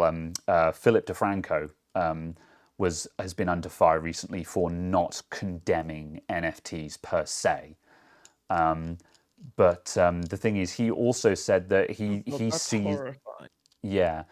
Being condemned for not condemning something, but also not endorsing it. Yeah. I mean, the thing is that a lot of people are saying sort of, oh, he's a shill for NFTs, just simply because he was coming up with an idea for a good use of NFTs. And I actually entirely agree with his idea. His idea, for those of you who don't watch the Philip DeFranco show, is I'm seeing Arnold G is giving me tech support in chat. And I'm like, I will pay attention to you in a moment because you're helping me out, and I appreciate that. Anyway, Philip DeFranco's idea for NFTs was, let's say you're a fan of a band, and what you would do is you could buy an NFT that is like a gold pass, and when you go to a concert, that NFT entitles you to a free T-shirt or backstage access, and you say, yeah, here's my token that gives me access to things.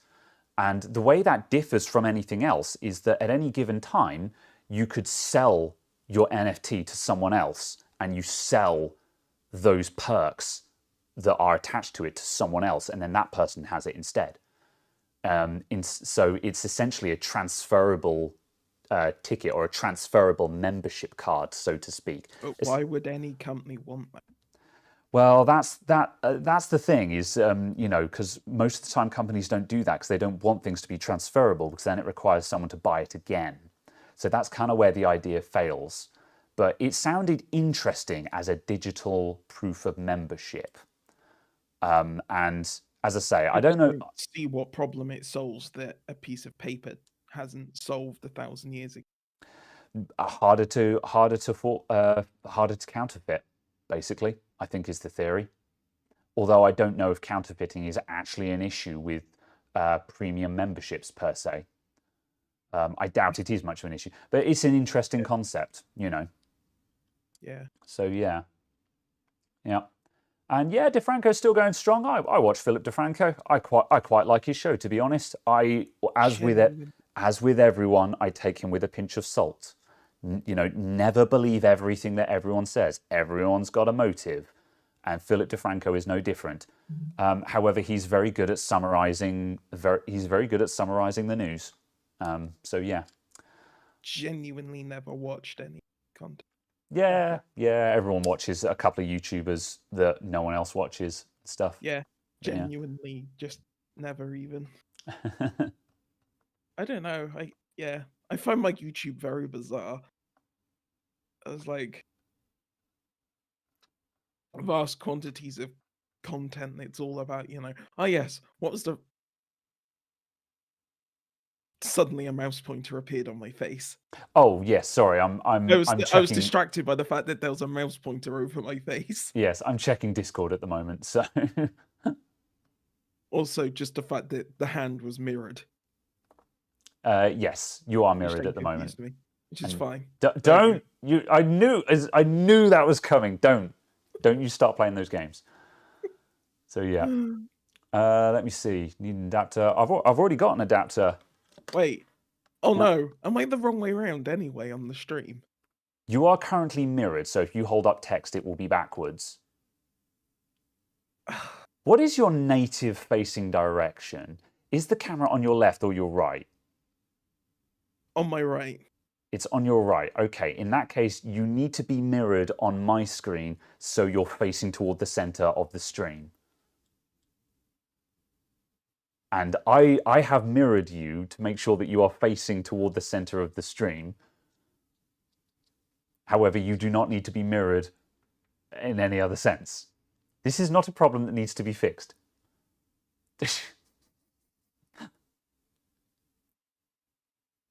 Okay, anyway. Lead Farmer, you're a legend. Thank you very much. Coming in with the heckin' BIOS. There we go.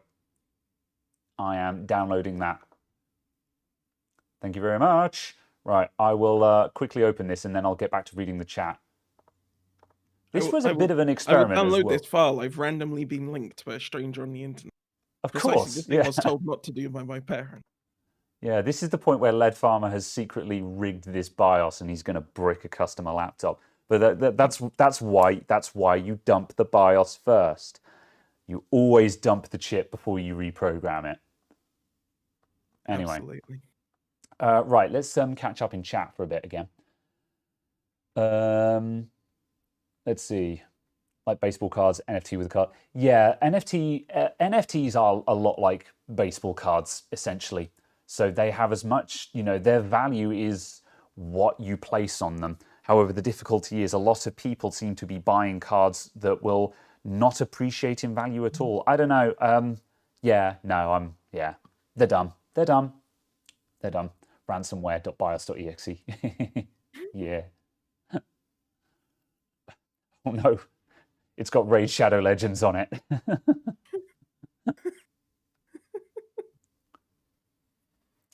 Terrible.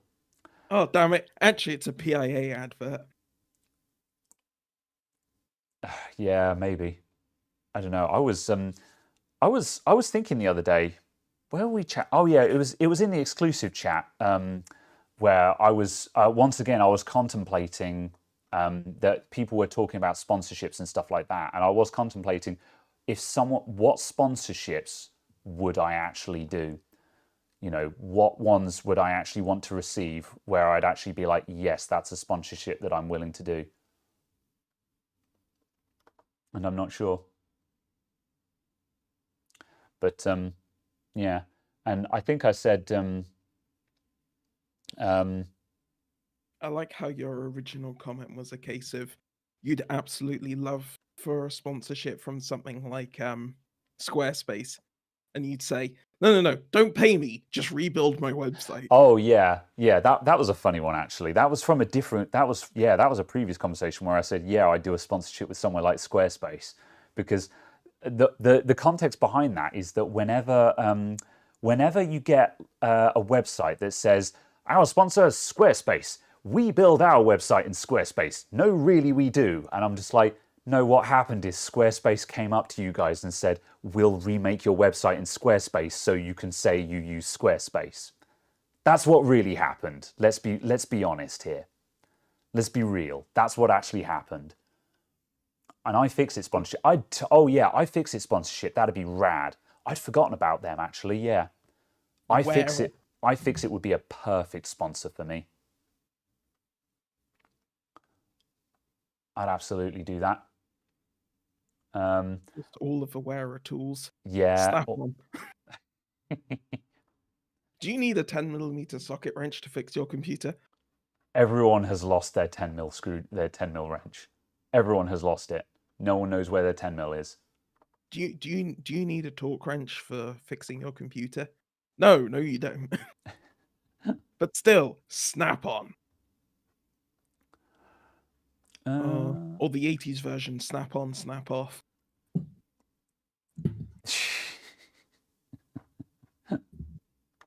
I'm very distracted at the moment, and I apologize because I'm trying to. I've unpackaged this BIOS and I've lost where I've extracted it to.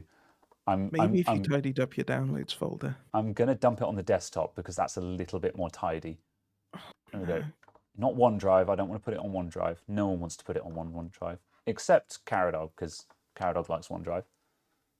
Yeah. What's wrong with OneDrive? It's all right. There we go.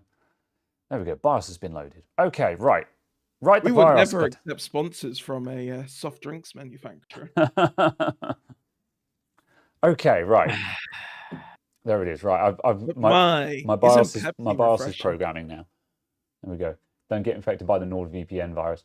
Well, yeah, actually, that's why I was kind of starting this conversation, is like, because I feel like doing like a VPN sponsorship, I feel like that's fairly inoffensive these days, mainly because everyone is so accustomed to VPN sponsorships that they kind of tune them out. And if I did a NordVPN sponsorship, people would just be like, yeah, double tap the next hour a couple of times and move on. And I'd get whatever £1,000 they'd offer me. You know, Teltac would lynch you. Maybe. I don't know. Teltac, are you still in chat? What do you think of NordVPN? What if they sponsored me? So, am I the one who drops everything on the desktop? Yes, I am. I do tidy up my desktop now and then. However, I use the desktop as a dumping ground because that's what it's for. I'm waiting for a reaction from Caradog on that one. Do you object? Just sigh. Nordvpn did get hacked, yes. Yes. Who got hacked and were found to be keeping vast quantities of logs they swore blind they weren't keeping. Yeah, that is true. That was stuff like that. Allegedly, that was down to the data center that was not doing what they should have done. But then on the other hand, it's kind of a case of, you should have oversight then. I was about to say, if you don't know what the data center is doing, then maybe you shouldn't have been using that data center. That is true. That is true. Yeah. But yeah, I don't know.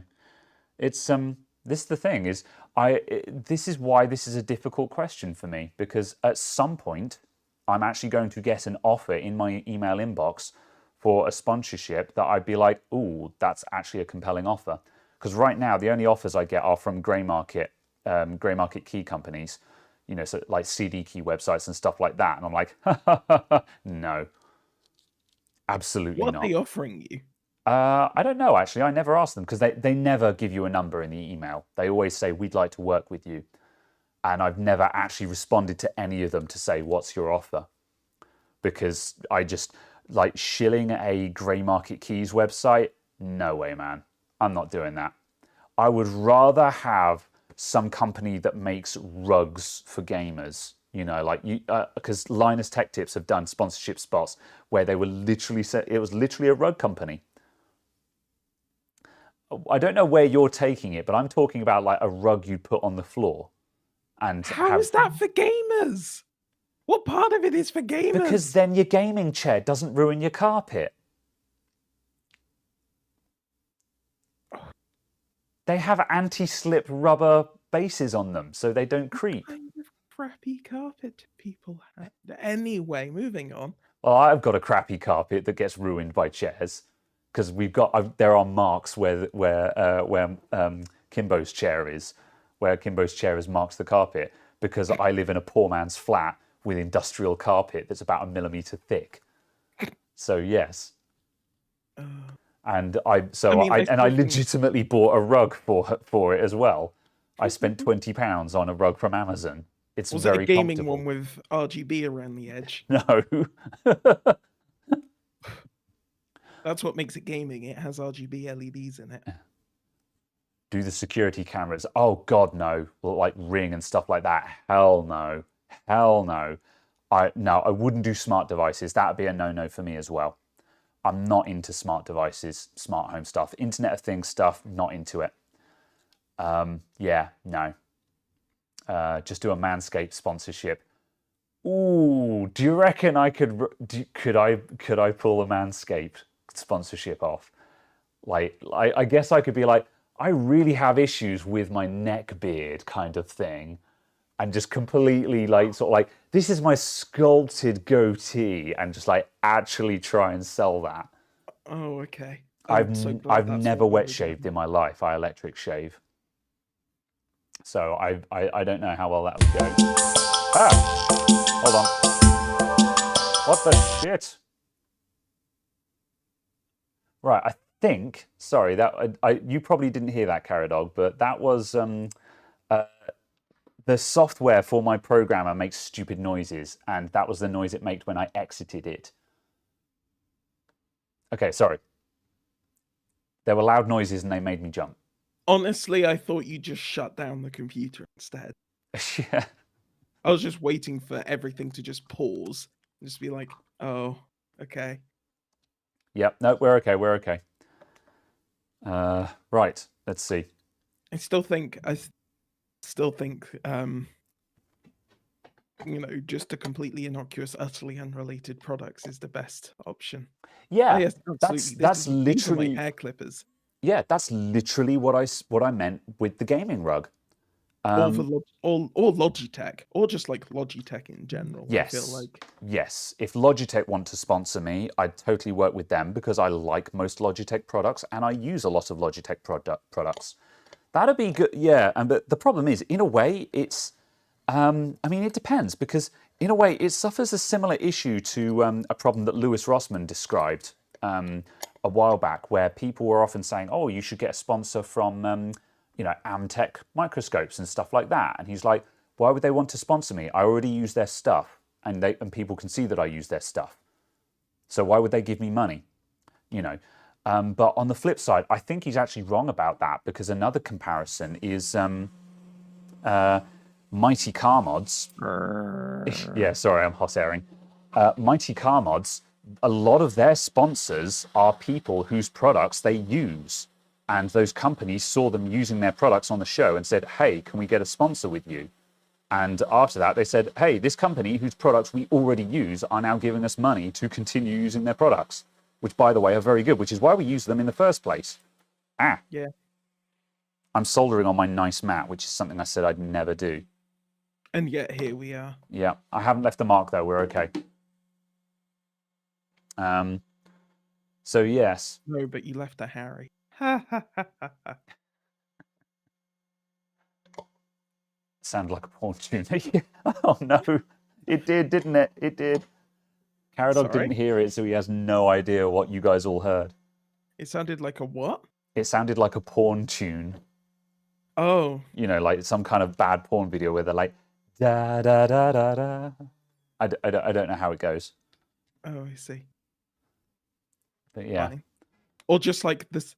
I think my favorite thing is that Cisco IP phones, by default, their hold music is genuinely 80s porn electric synth.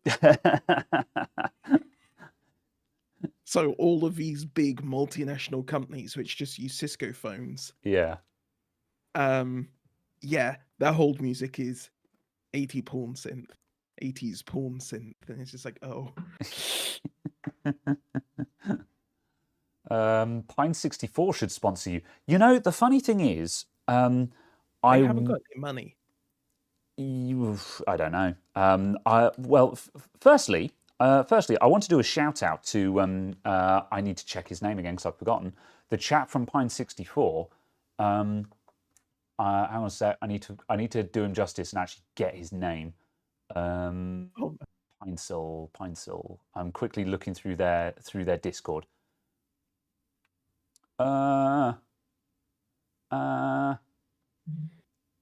Heck, where's him talking? Oh, heck, I forgot. No, it's going. I'm running out of time. Damn it. The chap from Pine64, he actually joined the Discord after I posted the video and said, thanks for the video. And I was like, whoa, didn't expect this. Thank you very much. And I said, thank you very much. Thanks for the great products. Yeah. And I actually, Lucas Z, that was it. Lucas Z or Lucas Z, however he prefers it. Yeah. He actually popped into the Adamant IT Discord and was just like, thanks for the video. And I'm like, yeah, rad, thanks for the products. They were really great. And he also said, regarding my comment about conical, for the record, here's the Pine Sil. I am actually using it. I'm using it as my daily right now.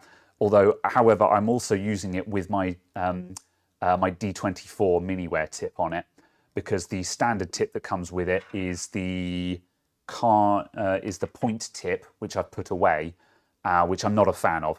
And he actually said, "Oh, we're going to ship it with a wedge tip," after your comments about point tips. And I'm like, "Oh, rad. Okay, yeah. I mean, like, get more opinions than just mine.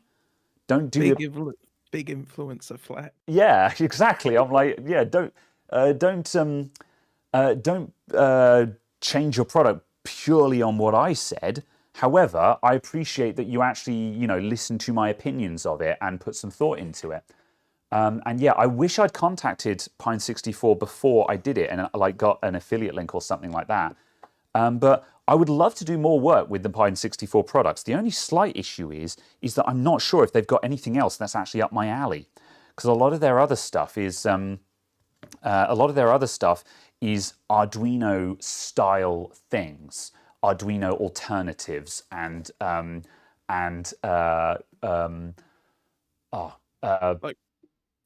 compute boards. Compute boards. Yeah, and in addition to that, the other thing that they're working on at the moment is they're working on a Linux phone and a Linux laptop. And as I say, these things aren't really up my alley. I mean, if they wanted to send me one, is very much the deep end. Yeah, that's right. And so it's kind of a shame, because like, yeah, I'd really love to do more stuff with them. I'm just not sure what I can do for them. Also, I'm making a total hash up of that. Bloody hell. What on earth is going on with this right now? I'm butchering this. Come on. Straighten out. That'll do. We'll touch that up. We'll fix it in post.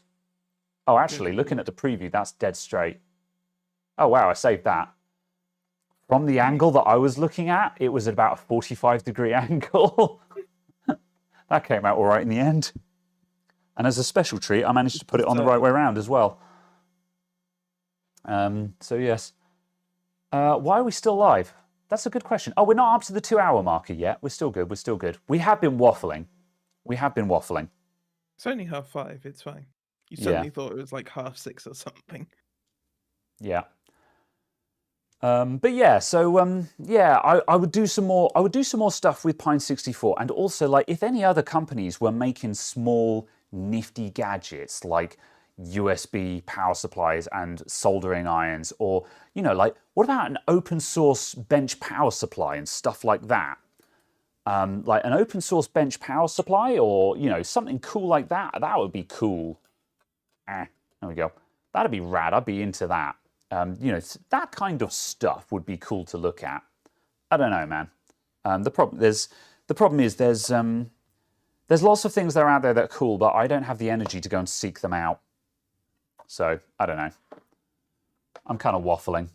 That's why you need an assistant. Yes, that is true. That is true. Which might be something that happens in the near future. The position will not be open for anyone who's thinking about it. But yeah, for a lot of people who've often said sort of, oh, you've ever thought of getting another technician and stuff? The actual plan is more to get a secretary or a personal assistant, just someone to deal with all of my paperwork for me, in short. So, which way around? It goes that way around. There we go. So, and also, all the people are like, you need flux. It's just like, yeah, it's fine. It's on there. The joins are fine. It's fine. So, yeah. Yeah. Yes. Short Circuit did a review on the Pine phone. Well, not a review. Yes, I saw the thumbnail for it. Did you watch it? Yes. The phone very much needed reflashing out of the box. Oh no. Oh, that's terrible. Because they had a dodgy batch with a dodgy build. Ah, no. Oh, that's super embarrassing for them, and I feel bad for them. I mean, that's literally what the Pine phone is, though. It's supposed to be that. Yeah. That's the kind of product people it's aimed at. It's supposed to be for someone who wants to flash their phone for fun. Yeah. Yeah. So I suppose that's not the end of the world. Like, to be honest, when I saw that Short Circuit were doing a video and I saw that Anthony was doing the video, I was like, oh yeah, I can see exactly where this is going, you know. Yes. And that's the thing, is just, it's kind of a shame that it needed flashing out of the box. That's a bit of but on the other hand, did they actually show the process of flashing it? No, not particularly. Oh, that's a shame. They should have. But I guess that's outside the scope for a LTT video. But it's basically a case of dump ROM on SD card, flash from bootloader. Yeah, that's not too bad, I guess. Yeah, because like that would have been a good example, is to be like, this phone is not working. We need to flash it. Well, that's fine. That's what it's for. Let's show you how you would do that, kind of thing. Yeah. Don't know why I'm plugging all these antennas in. We don't need this to see if it works. So yeah, I guess so. But yeah, I don't know. Companies like that. But yeah, I don't know. I want to look. I like it as a concept, but I know nowhere near enough about Linux to be able to even use one. Yeah, that's the thing. Because as I say, I was looking at Pine64's website just to see if there were any other products that just caught my eye straight off the bat. And I saw the phone. And I was just like, well, I like cheap mobile phones. You know, that might be cool to get. But the problem is yeah, I don't think I wouldn't want it as my daily. And I wouldn't use it for anything else. So yeah. I wouldn't be able to make content with it. Yeah, exactly. That was kind of the problem. Yeah. It's well outside of my wheelhouse. Yeah, pretty much. Just a shame, but it is what it is. Yeah. But yeah, One of the things I've just remembered as well is I was fully intending to try and keep track of what topics we were discussing today so I could make a topics list for this, and I've forgotten to do it again. It's fine. Someone who's watching can just post it in the comments. You know, if anyone who's watching wants to do that, I would be eternally grateful. However, I feel like it's really rude to ask the audience to do my job for me. Not really. That's the point of the community, isn't it? Yeah, maybe. Yeah. That's what good leaders do. Delegate, yeah. Delegate to unpaid work, yeah. Yeah.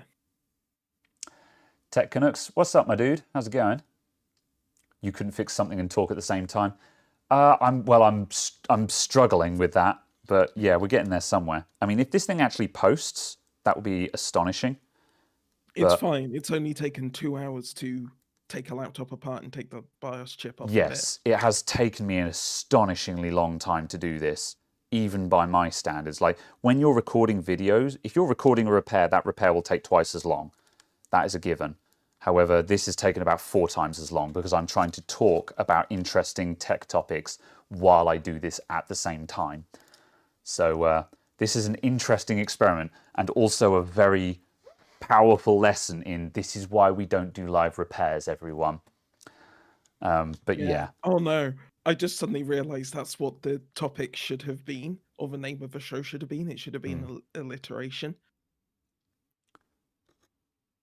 Alliteration of what? More of alliteration. two text talk, tantalizing topics, teasing something. I don't know, and just gone on a horrific alliteration. You know what? I'm just going to say I don't like alliteration because when people do alliteration, they often think they're being clever. Whenever I see people using alliteration, they think they're awfully clever for doing alliteration. And that rubs me the wrong way. That's a really random rant to make. I'm aware of that. But like, just, yeah. It's just one of those random things that irks me. I think it's mainly just because when I see people using it for when they title things, they use alliteration in the title. And I'm just like, yeah, all right, you're very clever, but you made a really naff title just for the sake of alliteration. We need something else to talk about because this is a really pointless rant I'm making here.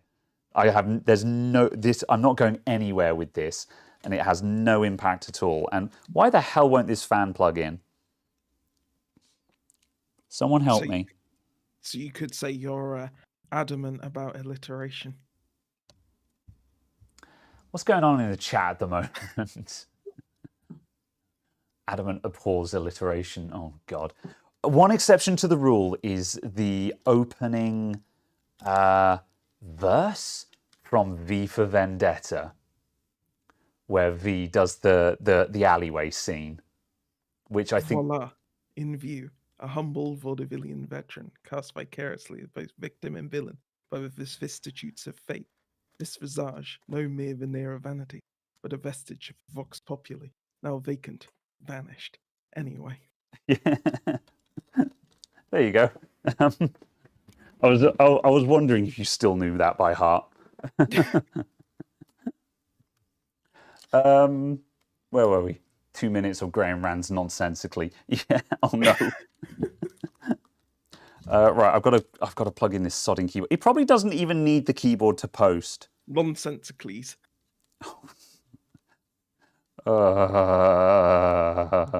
I'm sorry, everyone. Thanks for coming. Okay, right. Hey, Graham, do you know Electroboom? I watch Electroboom. I really like Electroboom. He's a good channel. That's that's one of those YouTube channels where you kind of need to watch it to get it, I think, because I've known about Electroboom for a very long time, and I thought it was kind of stupid. I thought it was all stupid. I thought it was just, our silly YouTuber deliberately rigs things to explode and deliberately hurts himself for comedic shock, for shock comedy kind of thing. But then when I actually started watching his content, it became apparent to me that it's a case of, yes, it's all rigged. Of course it is, because the guy knows what he's doing. He's actually really good at what he does. He knows an awful lot, and he rigs these things, and he rigs all the deliberate explosions to show you the kinds of mistakes that you can make and what happens when you make those mistakes. Everyone says, don't leave your multimeter in current on the amps. Don't leave your multimeter probes plugs into the amp ports. But no one ever tells you, because you'll blow up your meter kind of thing. But the thing is, he will actually do that on purpose, and the multimeter will go bang on camera so you can see what happens when you leave your multimeter plugged into the amps ports. And it's good. I love it. So yeah. Yeah.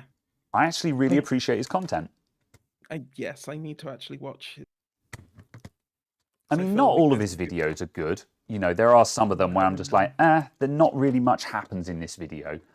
But yeah, there's a lot of them that are actually rather good. And I quite like his content. Yeah, I would say I'm an Electroboom fan, and definitely a case of don't judge it until you've watched it, because a lot of people have only ever seen the GIFs and just think it's just some stupid idiot that just keeps shocking himself, and it's a miracle he's not dead kind of thing.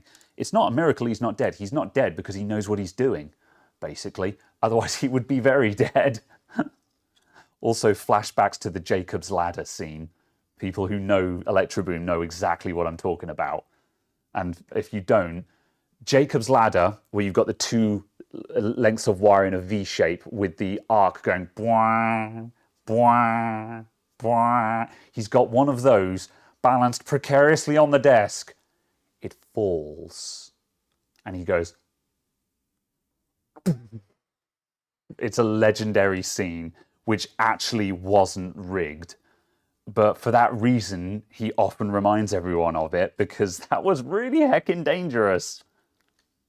It's like the fact that it's like Big Clive, bloody well, actually electric. Oh, that was terrifying, that shocking video. himself. Yeah. Actually going, I'm gonna grab 2 nails that are live at mains voltage. Yeah, that was scary, that video. But it was also really good because it shows you what it's all about. You know. It's like, The laptop is still dead, everyone. I've wasted this. This is kind of why I did this live during the show, because normally this is the point where I'd be like, awesome, that's 2 hours of my life I'm never going to get back. But you could kind of say that about the show every week. So. Wow! Wow! No, sorry, I don't mean that. I don't mean that. I'm Lord. I'm in jest You have because these people here. You take up the time and you say it's yours that is wasted. That was a low-hanging fruit joke that was too good not to say. This laptop is dead. I'm giving up. Screw this laptop. I'm going to reassemble it purely just so I don't give it back to the customer in pieces. Because screw any computer shop that gives someone their laptop back in pieces. I'm sure there's someone out there that does that because they're dicks. Yeah. Anyway, let's see. PC Bolt. I need tips on how to reduce the noise of my gaming PC. You have lots of fans on your PC. Well, sometimes that's your problem. To reduce noise, you need to remove the fans, basically. So, yeah. You need to... Work out... Yeah, you go first, Caradog. I was going to say, work out which ones you need. Yeah. Kind of thing, and which ones are being most efficient. Which ones are actually doing something. Yeah. Because I would maintain that certainly for most people's computers, you only need one case fan in. Oh, excuse me. One case fan in, one case fan out. And then you're basically covered. I thought you were just going to say just one case fan then. I'm just like, that's pushing it a little bit. But I started hiccuping as I said it, and I was like, this is an unfortunate pause. Yeah. But yeah. So you only need one case fan, Caradog 2021. No, that's not what I meant. No one needs more than 4 gigs of RAM. Yeah. Yes. Yes. So yeah, figure out which case fans are actually helping. And the trick for that, what I do when I'm actually trying to, I don't do noise and airflow tuning very often, mainly only on my own computers. But what my approach is that I put a couple of fans in the computer in places where it looks like they're going to help. They're going to blow air toward a certain section that would need air. So for example, you need some intake that's blowing vaguely in the direction of the graphics card. If you've got an air cooler on the CPU, you're going to want some intake that's blowing vaguely in the direction of the CPU. This is why the triple fan airflow meta is so powerful right now, because you've just got triple intakes blowing air at all the internal components. So you've got your cold air getting into the case. You're also going to need at least 1 or 2 fans that are extracting hot air. So you're going to want one at the back of the case or one at the top of the case or both. So you've got something that's extracting hot air out of the case.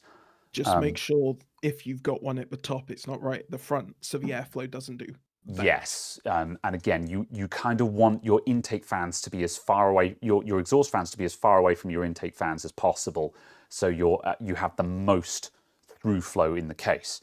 So I would set up something like that, and then I would, and then what I do is I set the fans up so I have control over them, whether in BIOS or in software. And are you mocking my gesticulation? No, it was the fact there was a piece of dust, and then I saw myself on the preview suddenly go very cross-eyed. I've had that a couple of times this stream as well, where there's been something in front of me and I've been like, ugh. But yeah. Anyway, I turn off fans individually. So turn off fan 1, see what the temperatures do. Turn it back on, then turn off fan 2, see what the temperatures do, and so on. so you can see which fans are doing stuff and which fans aren't. And like try running the fans at high speed and see how much they drop the temperatures, and then drop them down again, things like that. And basically you need to work out which of your fans are actually doing good work, and then you know which fans you don't actually need. And the other thing as well is just optimizing fan curves. So remember that when you're idling, you can switch off most of your case fans, no problem at all. Generally speaking, if you're most of the time your fan control is going to be CPU temperature tied. So essentially, if your CPU is less than 55 degrees, just turn off the case fans, basically. Because if your CPU is at 55 degrees, that means your CPU is idling, or it may as well be. So I basically have my fan curve kind of look like a straight line. Yeah. And then after that, you then start ramping up. Yeah. Yeah. I turn it minimum speed all the way up to like 56 degrees, just so they're very slowly turning. And then as it gets hotter, they then ramp up reasonably aggressively, because I'm trying to keep stuff below about 70. Yeah, basically. That's right. And then typically all of my fan curves right at the very end of them at like 80 or 90 degrees, depending on what it is, just have a hard 100%. So and that's basically your panic mode. So if something has gone horrifically wrong, the fans just cut onto high speed, which does two things. If the temperature actually gets that high, it might bring the temperatures down. However, more likely something in the cooling system has failed at that temperature, in which case the fan noise tells you that something is wrong. So I have the 100% panic mode there, more as an audio indicator that there's a problem, rather than to actually try and save anything.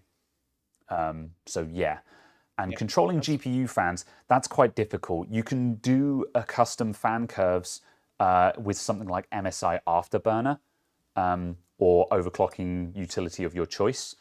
And I personally don't think there's any mileage in tweaking fan curves on graphics cards, unless your graphics card just happens to have a really bad fan curve. If your fan, or if it's got, or somehow you've managed to get like a specific fan speed that it sits at a lot of the time that just kind of makes something else resonate. Yeah, my graphics card has a resonate point.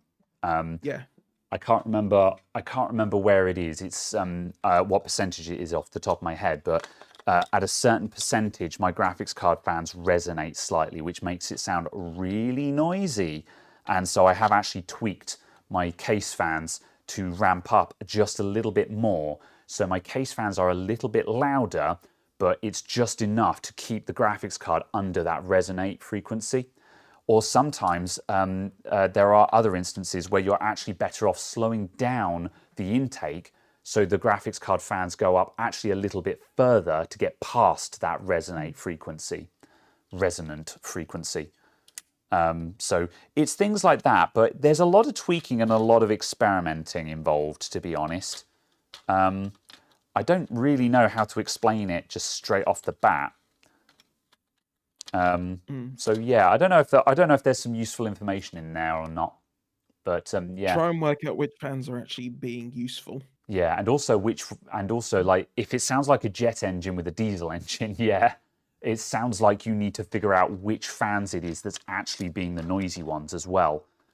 So if it's actually making god awful racket, find out which fans are the ones that are making the god awful racket.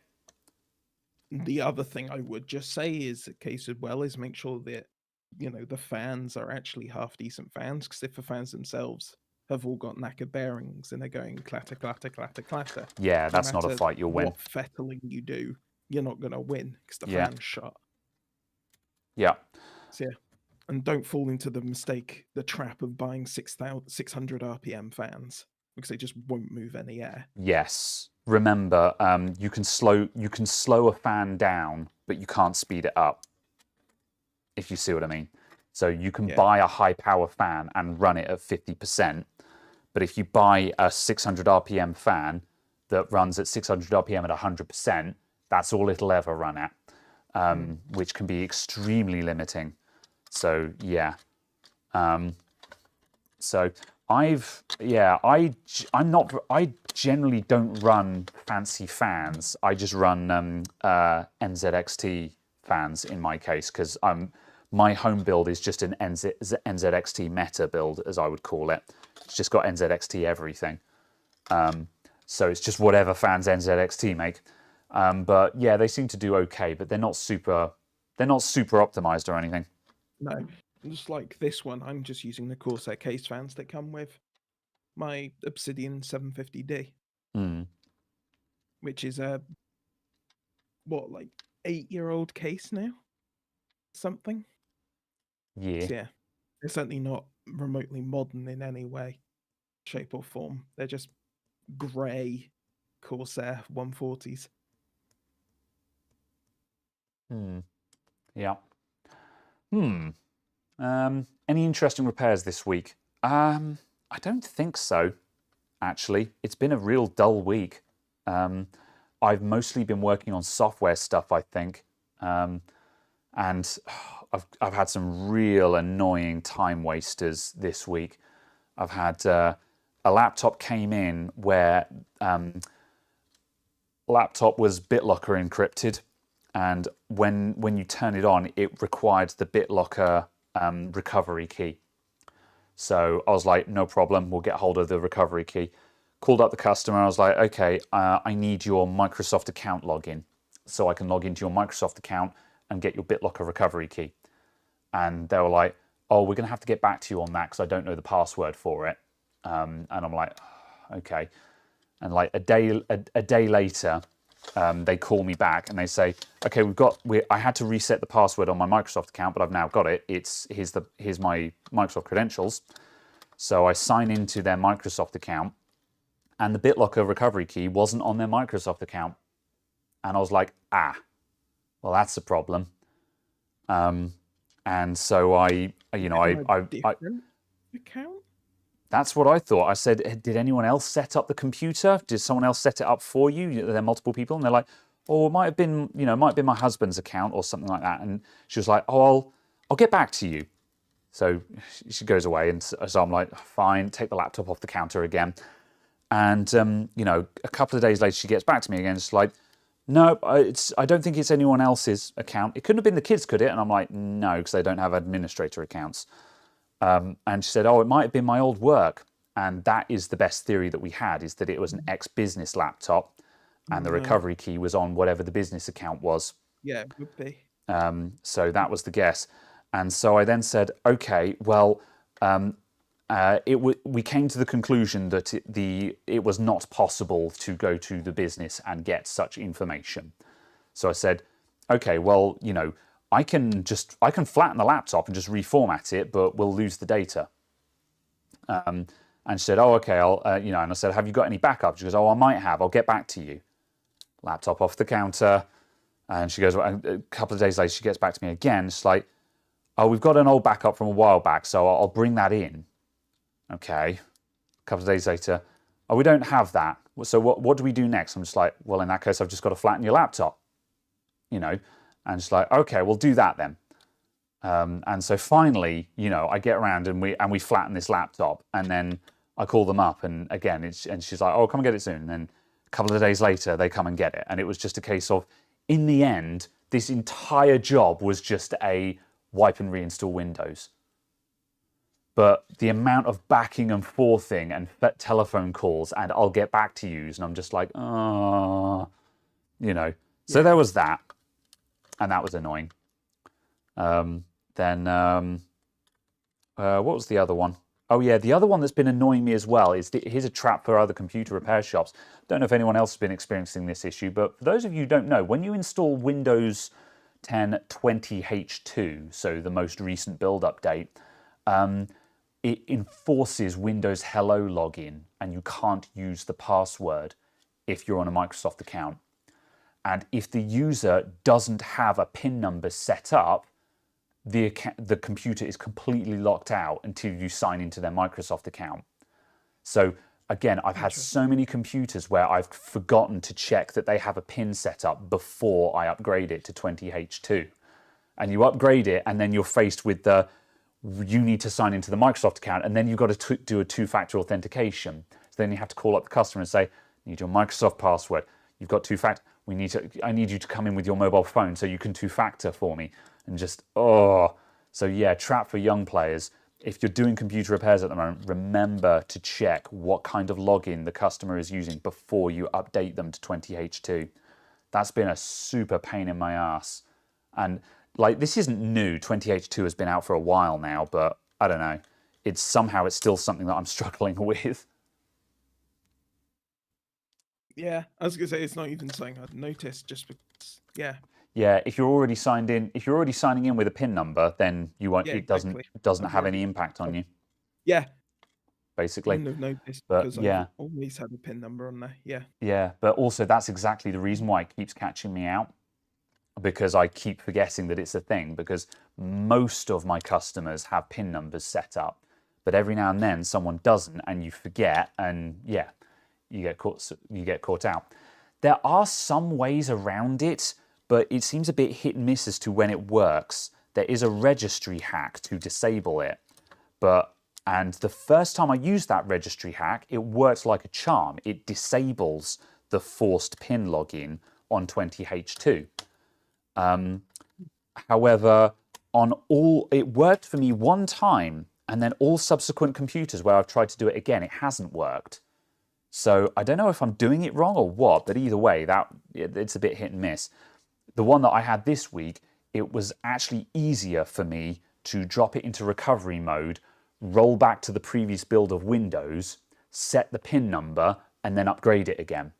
It was faster to do that than it was to actually try and get the customer through it, because the customer didn't have functional two-factor authentication. It was because the number that was attached to their Microsoft account was a landline number. And when we tried to send a message to them, I was like, oh God, it's a landline number. Okay, madam, what's going to happen is I'm going to arrange for, I'm going to hang up on you, and in a minute your phone will ring, and an automated voice will tell you a 6-digit number. I need you to write that number down, then phone me back and tell me what that number is. And they're like, okay, I understand. Cool, okay, I'll speak to you in a moment. Hang up the phone. This is my banana phone. Ring, ring, ring. So you hang up, and I waited 15 minutes, no call. So you then call them back, and you're just like, by virtue of the fact that you haven't called me back, I'm assuming you didn't get a call. And they're like, nope. I'm like, so what do we do? I can't two-factor because it apparently is broken, and it's just like, So yeah. It's all a bit screwy. And yes, I'm still reassembling this wretched HP. However, I've already declared it dead. The HP is kill. I don't care. I'm reassembling it just to give it back to the laptop now. So yeah. So yes, WinSlap. What is WinSlap? Or are you talking about debloating there? I still haven't done anything toward that, by the way. It's just I haven't had time for it. But yeah. You can disable the notifications for getting a Microsoft account now, thankfully. If you go into Windows settings and search for notifications and go into the notification settings, there are some checkboxes you can untick to say, don't remind me about logging into a Microsoft account. And then it'll actually leave you alone, which is very handy. I've never had a notification to sign in with a Microsoft. Oh, I do. I've seen them all the time. I've seen them all the time. I use a local account on at least 2 computers. Oh, that's interesting. I'm surprised you haven't seen it then, because I see it all the time on customer computers and a couple of my computers that I have on local accounts, because they're like work computers and test rigs. I don't want to be on a Microsoft account on them. So yeah, and every now and then you switch them on, and it comes up with we need to finish setting up Windows, and you're like, remind me in a couple of days. But yeah, it's super annoying. And it's like, this is why people hate you, Microsoft. Stop doing this. I've only ever had that pop up on the machine I'm signed in with a Microsoft account on. Odd. Yeah. because I refuse to use the Microsoft Phone app is the only thing I can work out, because I'm like, this doesn't provide me with functionality I require. Mm. And it just kind of goes, why don't you use this app? And I'm like, because I don't need it. It does nothing for me. Thanks. Odd. I guess. Yeah. But yeah, it's just bizarre. Sometimes occasionally you get weird like reminders for stuff, and I'm just like, okay, whatevs. Yeah. Yeah, I can tune it out, but it's when you see these reminders and stuff like that, you kind of understand why people get pissed off with Windows 10. And it's like, it's not enough to make me go back to Windows 7. I don't think that's a valid solution to this. But I do understand why people get annoyed about these things. Because, you know, once upon a time, this wasn't an issue, and Windows was just Windows. Heck, remember back in the days of Windows 2000 when we didn't even have to activate? We didn't even run Windows Update because we didn't give a damn back then, you know. I'm sure someone's going to be like, "Oh, I remember running Windows 98," and it's just like, no, 9X was terrible. We don't miss the days of 9X. 9X was bad. I went straight from 98 to XP. Wow, 98 to XP. That's a heck of a jump. But well, also, actually, no. In a way, it wasn't. I went from 98 to XP, but I didn't start using 98 until 2001. Huh. So, like, the year before XP came out. Yeah. But then, on the other hand, 98 had a lot of staying power because the next up from 98 was Windows 2000, which was obviously only used in the professional space. And your only other option was Windows ME. And we don't talk about Windows ME. So, yeah. You know, I think I've only ever seen ME once, ever, in the wild. I've never seen it on a machine. ME's really weird, man. I've never seen it actually on a machine. Yeah. ME is really weird. It looks like 2000 with some extra flair on it, but it's 9X. And you're like, ugh. You know, it's weird, man. It's really weird. Not in a good way. It's not in what, yeah. Ugh. I remember going to the very early builds of Vista. I was never interested in Vista when it was back when it was still called Longhorn. Yeah. I was never really interested in Vista as that was coming out. Same with Windows 7. I had a look at the public beta of Windows 7. And when that came out, I was like, this looks super rad. And I'm really excited about it. But I didn't run it on my main. I didn't main it on my main computer. I just had it installed on a test rig. So because I didn't daily it, I just looked at it as a curiosity, and I was like, "This looks neat. I'm looking forward to this." Windows 10, I was super into in the beta phase. I was on Windows 10, like I think from the start of the public beta, maybe except for like one build. Yeah, basically. I remember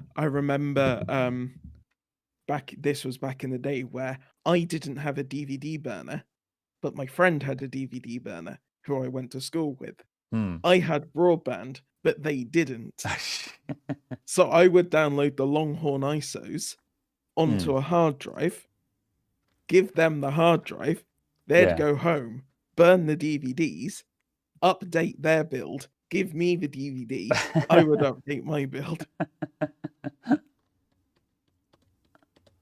So, yeah. Windows 8 drove you to Linux and you never looked back? Yeah, I'm not surprised. Windows 8, that was a duff one. Like, I'm not one for hating on new versions of Windows because everyone always hates the new version of Windows. Since Windows, for as long as I've been doing tech, and you know, I started out on Windows 95. I have used Windows 3.1, but more I didn't. It was just a thing that I'd seen. You know, when I actually got into computers, that was in the Windows 95 days, and since then, everyone has always said, "Oh, I don't like that new version of Windows. They've changed everything. It's all weird, and I don't like it." Yeah. So I've never been one to hate on new versions. However, Windows 8, that was a miss with me. The UI design choices just objectively made no sense in my opinion. 8.1 did fix a lot of the issues, but by the time Windows 8.1 came out, it was a matter of you may as well just wait for 10 at that point. Because I think 8.1, I don't know what year it came out, but 10 wasn't far behind, I don't think. I never understood what people's problems with 8 was. Okay, so firstly, full screen start menu is a terrible idea on a desktop computer. I get why they did it. They were trying to unify the interface across mobile, tablet, and desktop. I get it. But the thing is, on a desktop screen where you have a 15-inch or more screen, you don't need the start menu to be this big on the screen. And the only thing that they could do with all of that space they had created was fill it with junk. Windows 8 came with so many just useless gimmick apps on the start menu, which just turned the start menu into this maze of tiles, which I'm like, I don't need or want any of this, you know. So I didn't like that. And also the fact that obviously there was no start button, you know, and like I know you could just click down in the bottom left of the screen, but this kind of leads into the there was no start button. Needed. There was no start button. Yeah. Yep, there was no start button on Windows 8.0. That came in with 8.1. You had to just click in an invisible space in the bottom left. And yeah, and this was the thing is Microsoft, and on top of this, the Windows 8 full screen start menu also did not have the power button on it in 8.0. There was no power options there. So people, for the dawn of since the dawn of time, I'm getting to the charms bar. Don't you worry. I'm warming up. I'm warming up now. It's like, it was all in the charms bar. So the thing is that for the dawn of time, we had been teaching people everything you want is in the start menu. Click on the start button in the bottom left, and when you want to turn off the computer, you click on start and you click on the power button. And Microsoft said, and I quote, Microsoft engineers said, people don't use the start menu. And I'm just like, I'm sorry, come again? You know, it's like, it doesn't, like, I get it. Lots of people put shortcuts on their desktop. Yeah, absolutely. However, the start menu still needs to be there. That's like saying on your phone, you don't have an apps menu. You know, now I know that iPhone doesn't have that, but then iPhone's solution to that is you plaster icons across everything and you make it a confusing mess. So the start menu still needs to be there. So they took that away and they turned it into a hidden UI element. So that then leads us into the charms bar. So because they had nerfed the start menu and the start menu didn't have the control panel or the power button or anything like that on it anymore, they were like, well, we need somewhere to put the power button and the settings and stuff like that. So their big brain idea was, instead of using the already existing and established start menu, we'll add a new bar that slides in from the right-hand side of the screen called the charms bar, that was an invisible menu that you had to swipe in to get. And no one knew it was there. And if you didn't have a touch screen, it sucked to get it because you had to mouse over it. Do you know, here's the thing, do you know anyone who's got their start bar set to auto hide? I think everyone knows one person. Everyone knows one person, but for the most part, anyone have their start bar set to auto hide? No, because it's really annoying, isn't it? That's what the charms bar is like. So you have to mouse over and then the charms bar appears. And if you move your mouse a little bit to the left, it disappears again. You have to hug the right-hand side of the screen, move down to the bottom, and there would be a settings button. And you click that, and then you'd have your shutdown button. I would probably have a hidden taskbar if it didn't screw up window alignment. Because the windows align to where the taskbar is when it's not hidden, not to where it is when it's not hidden, not to where it is when it's hidden. Yeah. I can see the appeal of auto hide, but whenever I try turning it on, it feels gross. So that's my bias, I'll give you that. But then finally, of course, there was full screen mode, when you full screened an app and its title bar disappeared. And the only way to get out of the full screen was to swipe down from the top of the screen. They took away the cross, the red cross in the top right. So genuinely, my first experience on a Windows 8 computer was I went into a full screen app and I could not figure out how to get out of it without doing shortcuts like show desktop, like Windows D, which you shouldn't have to do. I could not figure out how to get out of a full screen app. Remember, the title bar was brought back in Windows 8.1. In 8.0, there was no title bar in a full screen app. And it was just like, are you kidding me, Microsoft? What were you thinking? You know, and this is the thing. I never had any of these issues at all. Yeah, I'm sure there were some people that didn't, but for me, I thought this was mind-numbingly annoying. And yeah, Metro UI, yes. My biggest complaint with Windows 8 was how thick the window borders were. Yes. Yeah, that was the start of flat design, wasn't it? Yeah. So the only it was very change wasteful on I space. ever made was I did a registry edit to remove the window padding. Oh, neat. That was the only change I ever made. Yeah. To make it so there were borderless windows, effectively. Yeah. I mean, I think the thing is... Like Windows 10 is now. Yeah. Like, all of these problems that I'm describing are... They're kind of first world problems. And like you said, you never experienced these issues. Like, as soon as I knew how to do this, like as soon as I knew that you had to drag down from the top, and as soon as I knew about the charms bar and stuff like that, the problem kind of vanished. It went away. And in the same way that, like, remember the, was it the Palm Pre? Or the Palm Pebble? Yeah, both. Yep.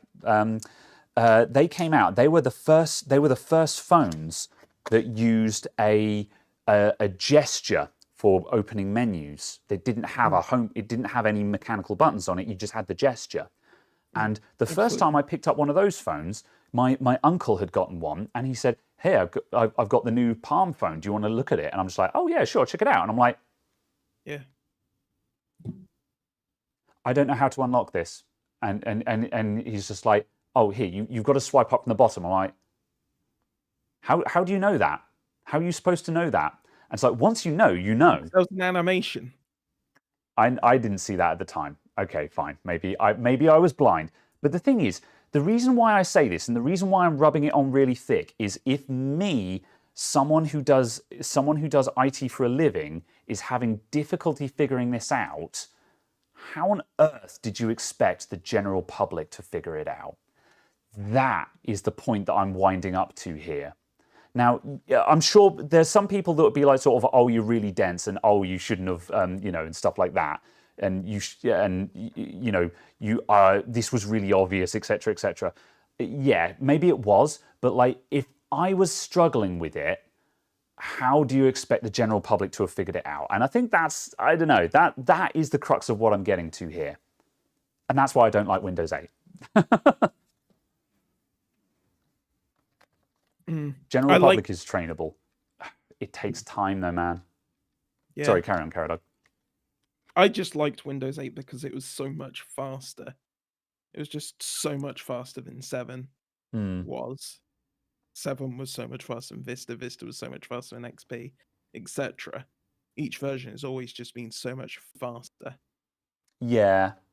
I on a technical level, 8 was good. I liked Windows 8 on a technical level. I just didn't like... I just hated the Metro interface, man. And yeah, Windows 8.1 is almost exactly the same as 10. So, yeah. I think the other thing that also tainted my opinion of Windows 8 a little bit, and this one was an unfair thing, was just I didn't understand how the licensing worked, because obviously we didn't have product keys anymore. And I couldn't wrap my head around how you reinstall Windows 8. But that was a me problem. And once I'd figured that out, it was not an issue anymore. But yeah.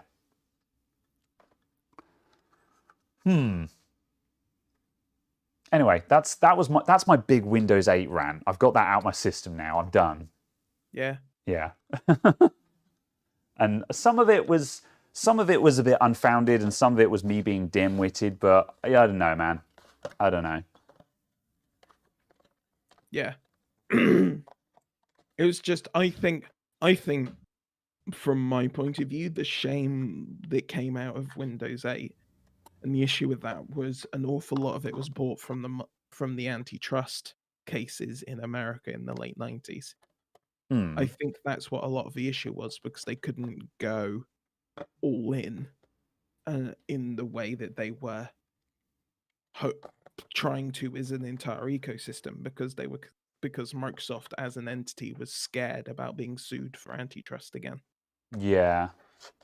And I think that screwed up an awful lot of the stuff for Windows 8. Possibly. I think a lot of it also comes down to just simply the fact that it was just a failed experiment, because, as I say, like the Metro UI, it was all about a unified interface across mobile, tablet, and laptop, which was very forward-thinking at the time.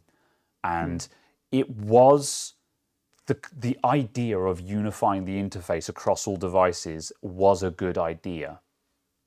It just didn't. I just think they did a poor job of doing it on the desktop. I feel like they went too far unifying it on the desktop, further than they needed to. And by comparison, Apple unified the iPhone and the iPad, but they never turned macOS into an iOS lookalike, which I think is very important. They didn't do that, whereas Microsoft did. Or they looked at Microsoft try doing that and fail, and said, okay, well, we've seen what happens when you try that. Let's not do that. Yeah, I think that was more the point. It was, yeah. Yeah. So, yeah, I don't know. Anyway, that's that. And yeah, that's my big rant. Yeah, I think it's just sort of, I think Windows 8 it's an interesting specimen. It's a word to the wise on having some interesting ideas and being technically very good. But I don't know. I think they just made I think they made some unforgivable mistakes, which is why everyone dislikes it. And 8.1, which fixed most of the grievances with Windows 8, was too little too late. I certainly had gone back to Windows. I never did upgrade to Windows 8. I just used it on other computers. But I stayed rigidly on Windows 7 until 10 came out. And then I jumped on the 10 bandwagon. You moved on to 10 really quite quickly. Yeah, because I tried the beta and I liked it, and immediately I was like, yes, this is the future. Unfortunately, they never quite finished Windows 10, which stems into some of my more modern complaints about Windows 10, with regards to the amount of legacy control panels that still exist, that make a lot of settings in Windows 8 in Windows 10 just too much of a maze to navigate, and they're very slowly fixing it. An awful lot of it was fixed in 20H1. Yes. Sorry, in 20H2. Yes. And from what I've seen, an awful lot of it is being fixed in 21H1 as well. They are still very slowly weeding out those legacy control panels that annoy me, because the thing is obviously Windows 10 aggressively killed off the control panel to replace it with settings. And I'm like, that's fine. But the problem is they never finished settings. So they aggressively killed off control panel and left us with a half-finished settings. And that was one of my major grievances. And settings is nearly there now. There's a lot of stuff that you can now, like you say, with the recent builds, especially with the audio interfaces now, the audio section of settings, which obviously I frequent a lot as a streamer. The sound settings now, there is almost, and as far as I know, nearly everything that you'd want from the legacy control panels is now in the sound settings section. The only thing that isn't there, as far as I can find, that you could to re-add in is listening back to a device and a couple of bits like that, and changing the record quality. Yeah. And those effects. Yeah. Some of those are still there. And I suppose to a certain extent, one could argue that a couple of those things are so niche that they don't need to be in settings. But on the other hand, again, the point is that Microsoft are trying to kill off the legacy control panel. Therefore, they've got to move all of it. But while I do applaud them for finally finishing it, my beef is that it took them. My sound. My beef is that it took them 6 years to do it. You know, it took them 6 years to actually finish it, and it's like, can you still hear me? I'm possibly thinking that's a no. Could you? There we go. Now Okay. I can hear you. Yeah. Okay. I'd only said one thing. I was just saying while I do applaud Microsoft for fixing those things, my beef with them is that it took them 6 years to do it. You know. Oh, absolutely. But yeah, at least it's actually kind of happening. Yeah. Yeah. It's basically the case on that. At least it's happening. But Yeah. it was also kind of a case of doing it somewhat more properly. And also the fact that, like, also credit where it's due that, you know, Microsoft's game plan of Windows 10 being software as a service with long-term support and the build updates, that has been very good. Like right now, Windows 10 is clocking on for, I mean, it's probably the longest active version of Windows at this point.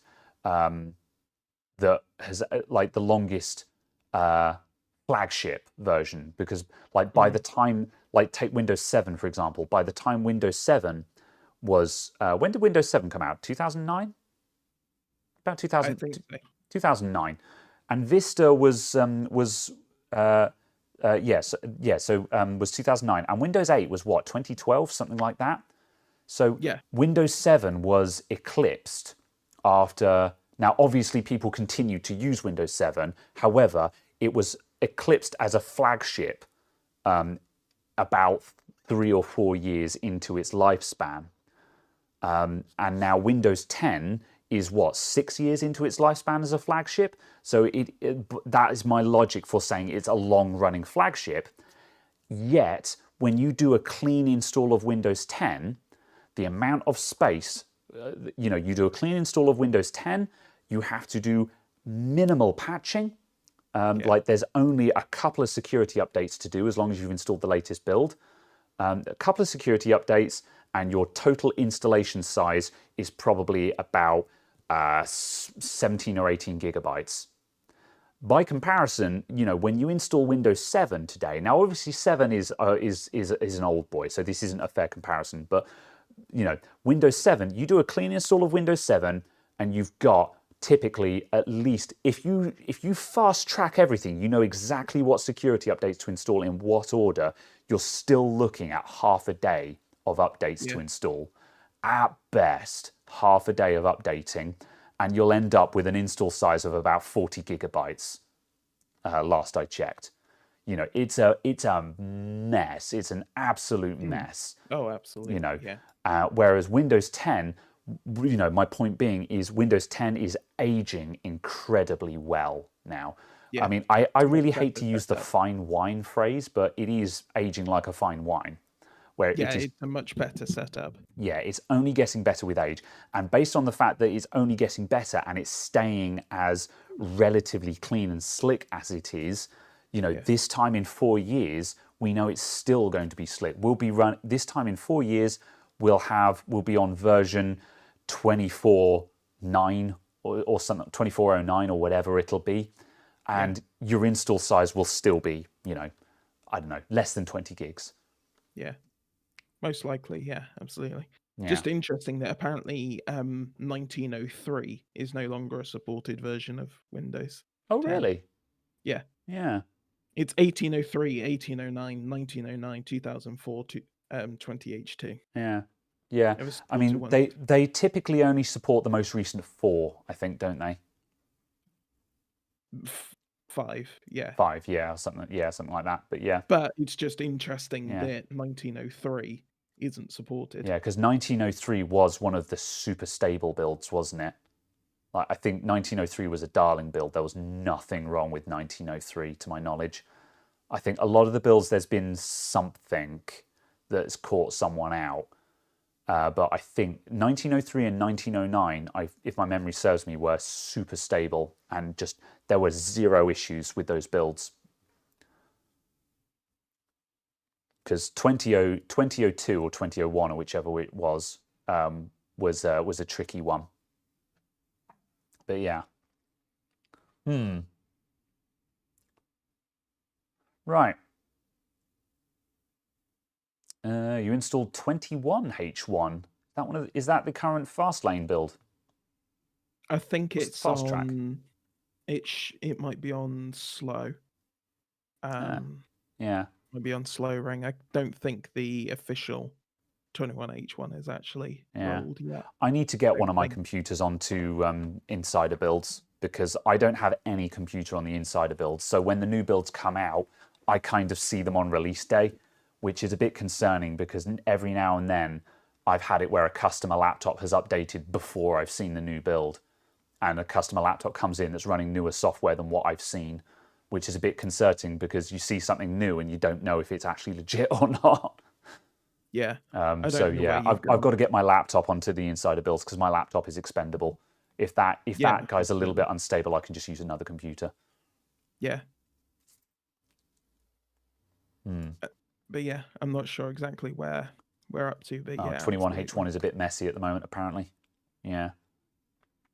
I expect so, because it's still insider ring. Yeah. I think it's still insider. Yeah, that's what beta is for. Yeah, absolutely. But yes.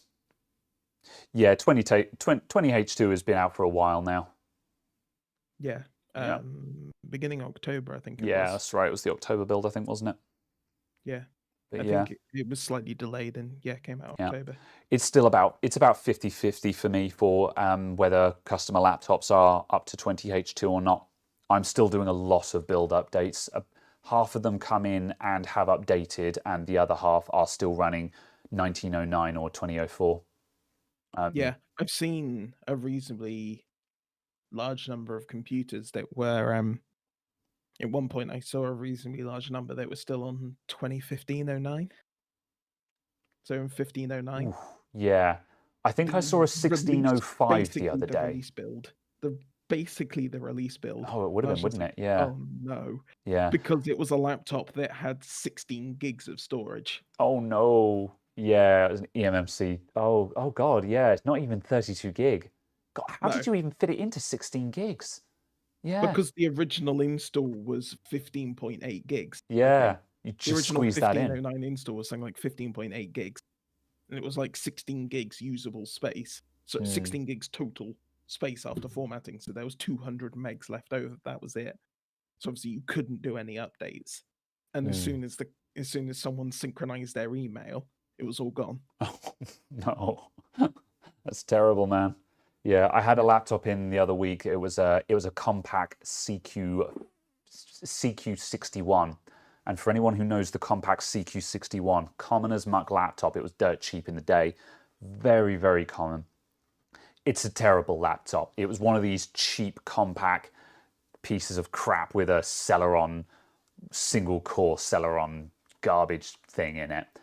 And that was in, and it was running like 1603 or something like that. And I was just like, okay, let's try. This shouldn't have Windows 10 on it at all. This one should have just been left on Windows 7 until the day it died. But whatever, someone put 10 on it. Let's try and at least update it.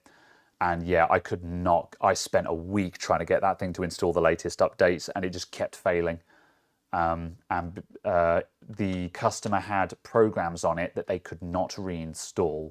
So reinstalling Windows wasn't an option. And in the end, I gave up on it. I was just like, I've tidied up the existing install of Windows, but this laptop is end of life. It's like a 2006 laptop. You know, I've tried to service it. I've done what I can with it. I'll do this at half price because I don't think it's a full job. You know, get this out of my sight. It was basically a case of this laptop was bad before it was even sold. Yeah, pretty much. Yeah. Gross. Gross. All right. I think we're just going to catch up on the chat, and then I think we should throw in the towel, because holy shit, we've nearly been going for 3 hours. Sorry, anyone who's watching the VOD. or not sorry if you actually like the long shows, but we're not making a habit of the long shows. I was actually going to make this one a short one because I started the show with a headache. I didn't get my coffee, but my headache has passed, so we've got that going for us. So yeah, first time you followed live and it's 3 hours long. I'm sorry for anyone who's just like, I want to go and live my life. We'll release you soon. So anyway, right, couple of quick ones. Have you tried any Linux distros? I'm not much of a Linux man myself. I don't use Linux unless I really have to. But one of the reasons for that is that I have Macs kicking around, and most of whatever I'd want to do in Linux, I can do on a Mac because you still have a bash command line. So I have something that can serve the same purpose. When I do need Linux, I normally just grab whatever the latest version of Ubuntu is and do whatever I need to do on that. But not a big fan of Linux just because I don't like tinkering, and Linux is a tinkerer's operating system. I don't think that's a controversial thing to say. So yeah, not my kind of thing. Yeah, I swapped to using Ubuntu earlier last week. What, as a main? Just from the machine I was using, Ubuntu one. Okay, yeah. There was a horridly butchered Ubuntu install that I had that had been on an SSD that I'd copied between about 4 machines. I was just like, yeah, it's probably about time to for a change refresh. now. It's time to actually do a fresh install and stuff. Yeah. And it was also just the fact that I had programs that were running from config files that didn't exist. Ooh, yeah. And I was just at the point I was like, how do I have programs running from config files that don't exist, pulling the currently correct config, but I need to change the config, but the file they say they're pulling it from literally doesn't exist. Yeah, let's hope that the default values are secure and not just a logging in as root with a blank password, you know. So I'm looking at you, MySQL, you know. It's just like, yeah, never mind. We're reinstalling now. Yeah. So yeah. Yeah. How are you finding Lubuntu? Because I used Lubuntu on some of my old digital signs, and one of the problems I had with it was that it was a lot more stripped down than Ubuntu was, which I feel is good, but that also magnified the Linux experience of, I want to do this. Oh, I've got to download something. Okay, I'll download that. Oh, I've got to build it. Okay, I'll build it. Oh, I've got to install a library to build it. Okay. And yeah, it was... It doesn't seem to have 3D acceleration for the UI. Well, does that mean the UI runs really slowly? Yes. Okay, yes. This is my problem with Linux. There is genuinely half-screen tearing when Windows move. Yeah. So straight across the middle of the screen. So it can't do 60 hertz refreshing properly. It has inconsistent refreshing, shuffling windows around. Also, there seems to be a thing where if you drag a window down the screen, it closes it, it quits it, it force quits it. Oh. So moving a window from the top of the screen to anywhere lower on the screen force quits it. Yeah, no, that's not a good idea. Some people have big screens and they move windows around on those screens. Yeah. Yeah. Also, for the screen tearing thing, tabbing out of the terminal, one version of the terminal that's pre-installed, force quits it. So it only works whilst it's the primary window focus. As soon as it stops being the primary focused window, it force quits. It sounds like there are that reeks of the person whoever's in charge of that Linux distro. That's their personal preferences for their computer. And the first thing you learn when you become an IT tech and when you work on other people's computers is you don't set them up how you like yours. You need to find a setup that is very inoffensive and works for lots of people, not what you like.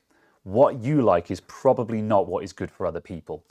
I mean, regarding the drivers thing, that is probably because of like it doesn't have drivers by default, and all the drivers are either closed source Oh, or have closed source bits, which means they can't include the drivers in the distro. There's probably a also, legitimate reason for that. However, it still means that it's a poor user experience because you had to do it yourself. also the other thing is it cannot display a picture Mm. using a 3060 Ti until you use the closed source binaries from NVIDIA. Yeah, I mean, brand new graphics card. But I'm just like, it can't display a picture at all. Oh, no picture It at all. It doesn't can't boot. even. Yeah, you It can't doesn't even boot. have. You can't even Yeah. just have 1024 by 768. Yeah. Yeah, the installer errors all over the place if you've got a 3060 Ti plugged in. Yeah. So I had to swap out to my 1050 Ti so I could Yeah. get the install to work. And this So is I the then thing. installed a driver for a 1050 Ti, took out the 1050 Ti, put in the 3060 Ti, and I was like, oh, there we go, it works. Yeah. Just a quick thing. Suit you. Caradog's mic has got USB Type-C and XLR on it, and he's plugged in with a USB Type-C cable. So yeah, it's not a mic that's not plugged in. I can see why you thought that, but don't worry. It's not a poser mic. It just has a Type-C cable connected to it. I can demonstrate that it's very much plugged in by doing this. Anyway, but yeah. So the thing is, I'm sure there's people in the chat, and I'm sure there's people who are watching who are just like, oh, well, you just have to do this, this, and this to make that work. And I'm just like, I'm sure it's all fixable. And I'm sure there's people out there who love fixing it. However, like, to use Top Gear terminology, this is the MG owner's problem. People who own classic cars and classic MGs, when something breaks, No problem. when something breaks, they're just like, oh yeah, that's an excuse to take it to bits again. You know, whereas some of us, we just want it to work. And that's the thing.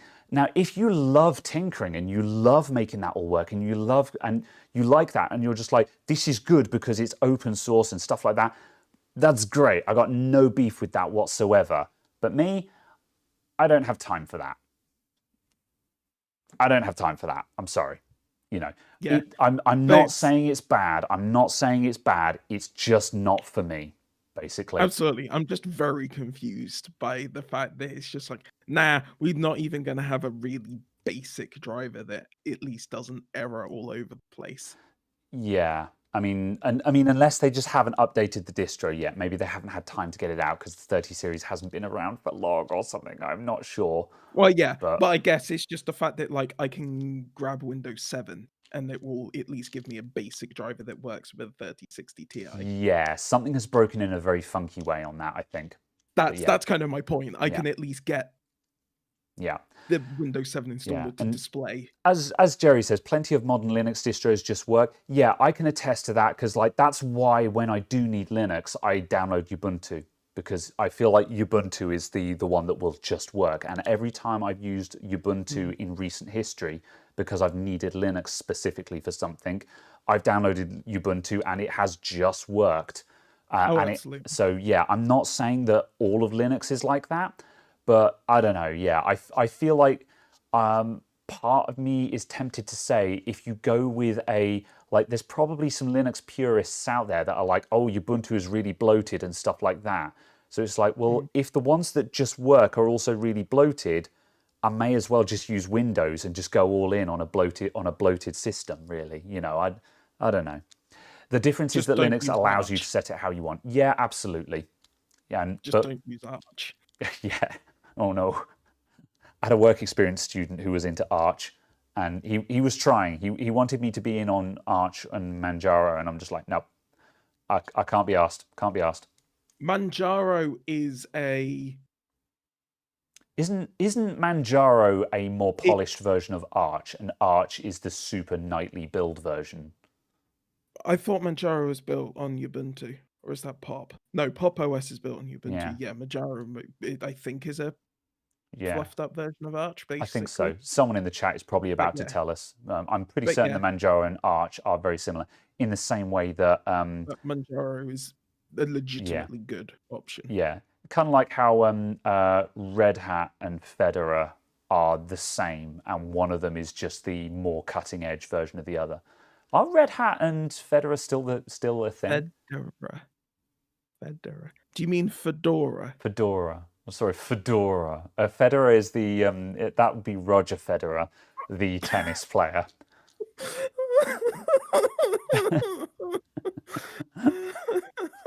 Oh, God. I could pretend that I was making that joke on purpose, but I think Caradog knows better. But yeah. It's also the fact that it's a red hat. Yes, a fedora. I knew that. I was just saying Fedora wrong. Anyway, Manjaro is yes. Arch with an installer and more newbie friendly for what Arch is. Yeah. Fair enough. I gathered the differences is like Manjaro will actually put you on a desktop, whereas Arch puts you at a command line and you have to start your own UI. You know. Yeah. Basically. All right, what mic have you got, Caradog? I genuinely just forgotten what it is. Okay, there was another. It's the Samsung Q9U. Yes, one of those. There was Which one is very more. nice. Yes. Before we started talking about Linux, I saw one more question that I was going to answer, but I've lost it now. When I said I'm just going to cover stuff in the chat, there was one more, and I was like, oh, I'll get that one as well, and I've lost it now. Nope. Oh, I'm nearly there. Hold on a sec. Oh, there's another one I've just spotted. Have you thought about the community soldering live stream? I have thought about it. I haven't put anything into motion. Yeah, I was thinking. I was kind of knocking around the idea of announcing it on April the 1st and actually making that the April the 1st event, because again, my favorite kind of April 1st jokes are the ones where you're actually serious. And actually, and what I would do is I'd dress it up like the Great British Bake Off, except it's with soldering, or something like that. I'd be like, it's the Great Solder Off. We're all going to solder a kit together, and you solder along at home, or something. But I'd be like, no, I'm serious. We're doing this. Here's a list of all the parts that you can order, and this time in a month. We'll give you a month to buy all the stuff you need, and then we're going to do it. And the April the 1st video will be the announcement video for it. That was one of the possible ideas I had. And there'll be lots and lots of affiliate links. Yes, I will affiliate link everything. But you won't have to use the affiliate links, you know. I'll say what it is, and people can choose to buy through the affiliate links, or they can go elsewhere. People can have the choice. Oh, that's annoyed me. It was a good question. And I saw it and I've lost it. Nope, it's gone. It's gone. It's too bad. Oh, well. Yeah, that's it. I think we're done. I think we are done. Oh, someone asked about my streaming setup. That was it. Oh, no, that's kind of a whole thing. Yeah, my streaming setup, I'll do this as a very flying overview. It's pretty straightforward. What I'll do is I'll just quickly turn my camera around and you can see. Come with me and you will see a world of pure imagination. So, and you'll be in a world of pure imagination. Oh, whatever. Good Lord. I have seen the movie actually, but not in a very long time. Where is the camera? I need to go to 90 degrees. Bam. Are you now going to cut me off? No. Or something. I could do that, I guess, yeah. Anyway, so that's the screen. So I've got the chat on the left there. This is OBS, Open Broadcaster. So in OBS, I've got a window capture, and here is the Discord call with Caradog. So OBS is capturing that window capture there. Then on this bit here, that is my Logitech Brio, which is doing that one. Then in the top right of this screen, that is the C920, which Caradog is seeing me from. Then audio, Caradog's audio comes in through Discord and is captured on this bar here. So that's Caradog's volume. This one here.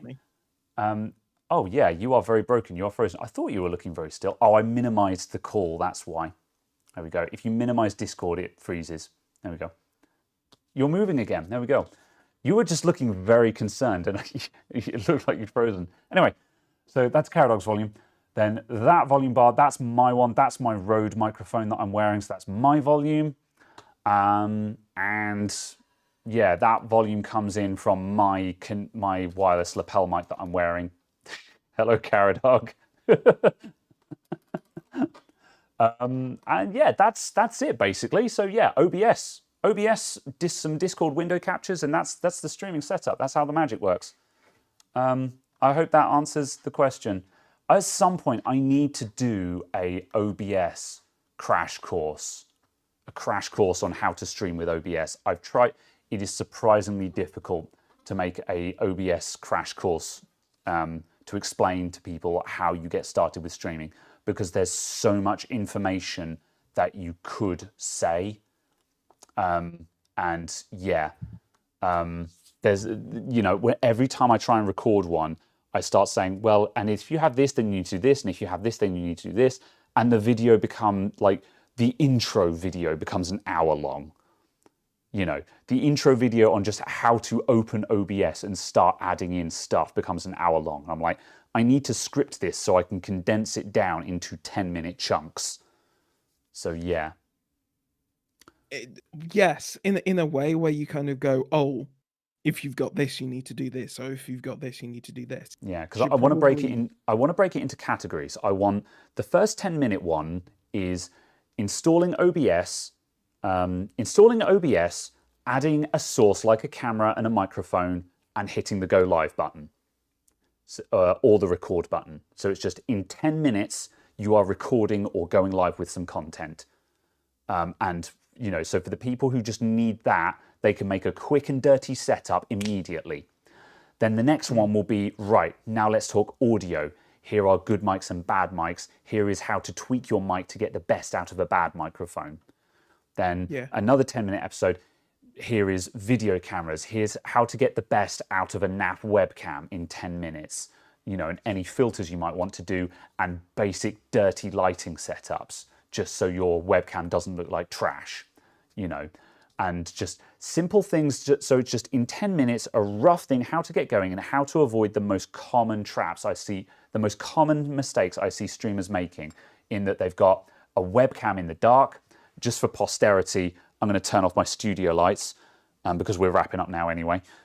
Just the most common mistakes, streamers who don't have any lighting, and streamers that don't have a limiter on their microphone, so their microphone clips whenever they laugh.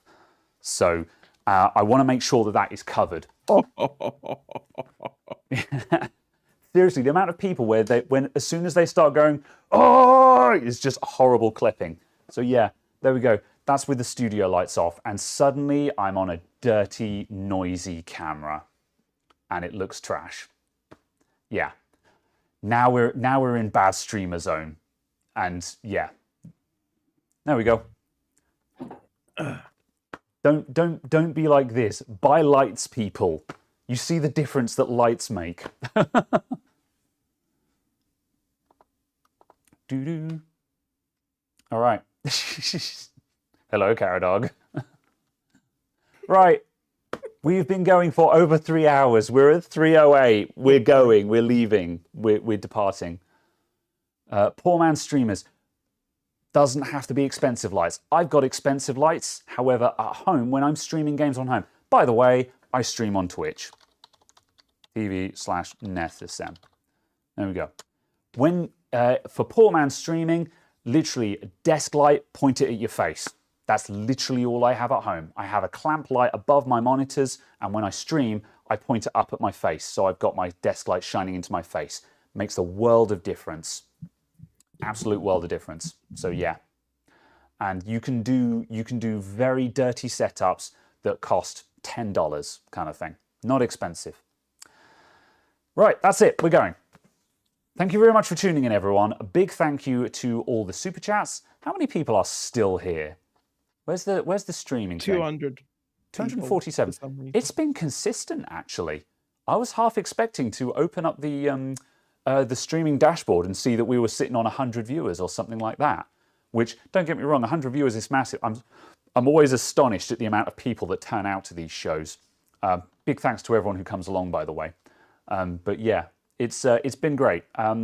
We've overrun by a lot. Thanks to everyone for tuning in.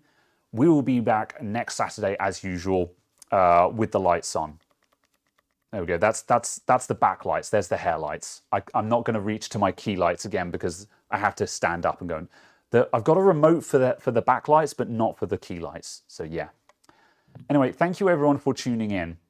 This is backlit now, and I will see you guys soon. Yeah, that's it. Thank you everyone. Goodbye. Bye. Goodbye. Bye. Farewell. End stream. Wiedersehen. End. Tschüss.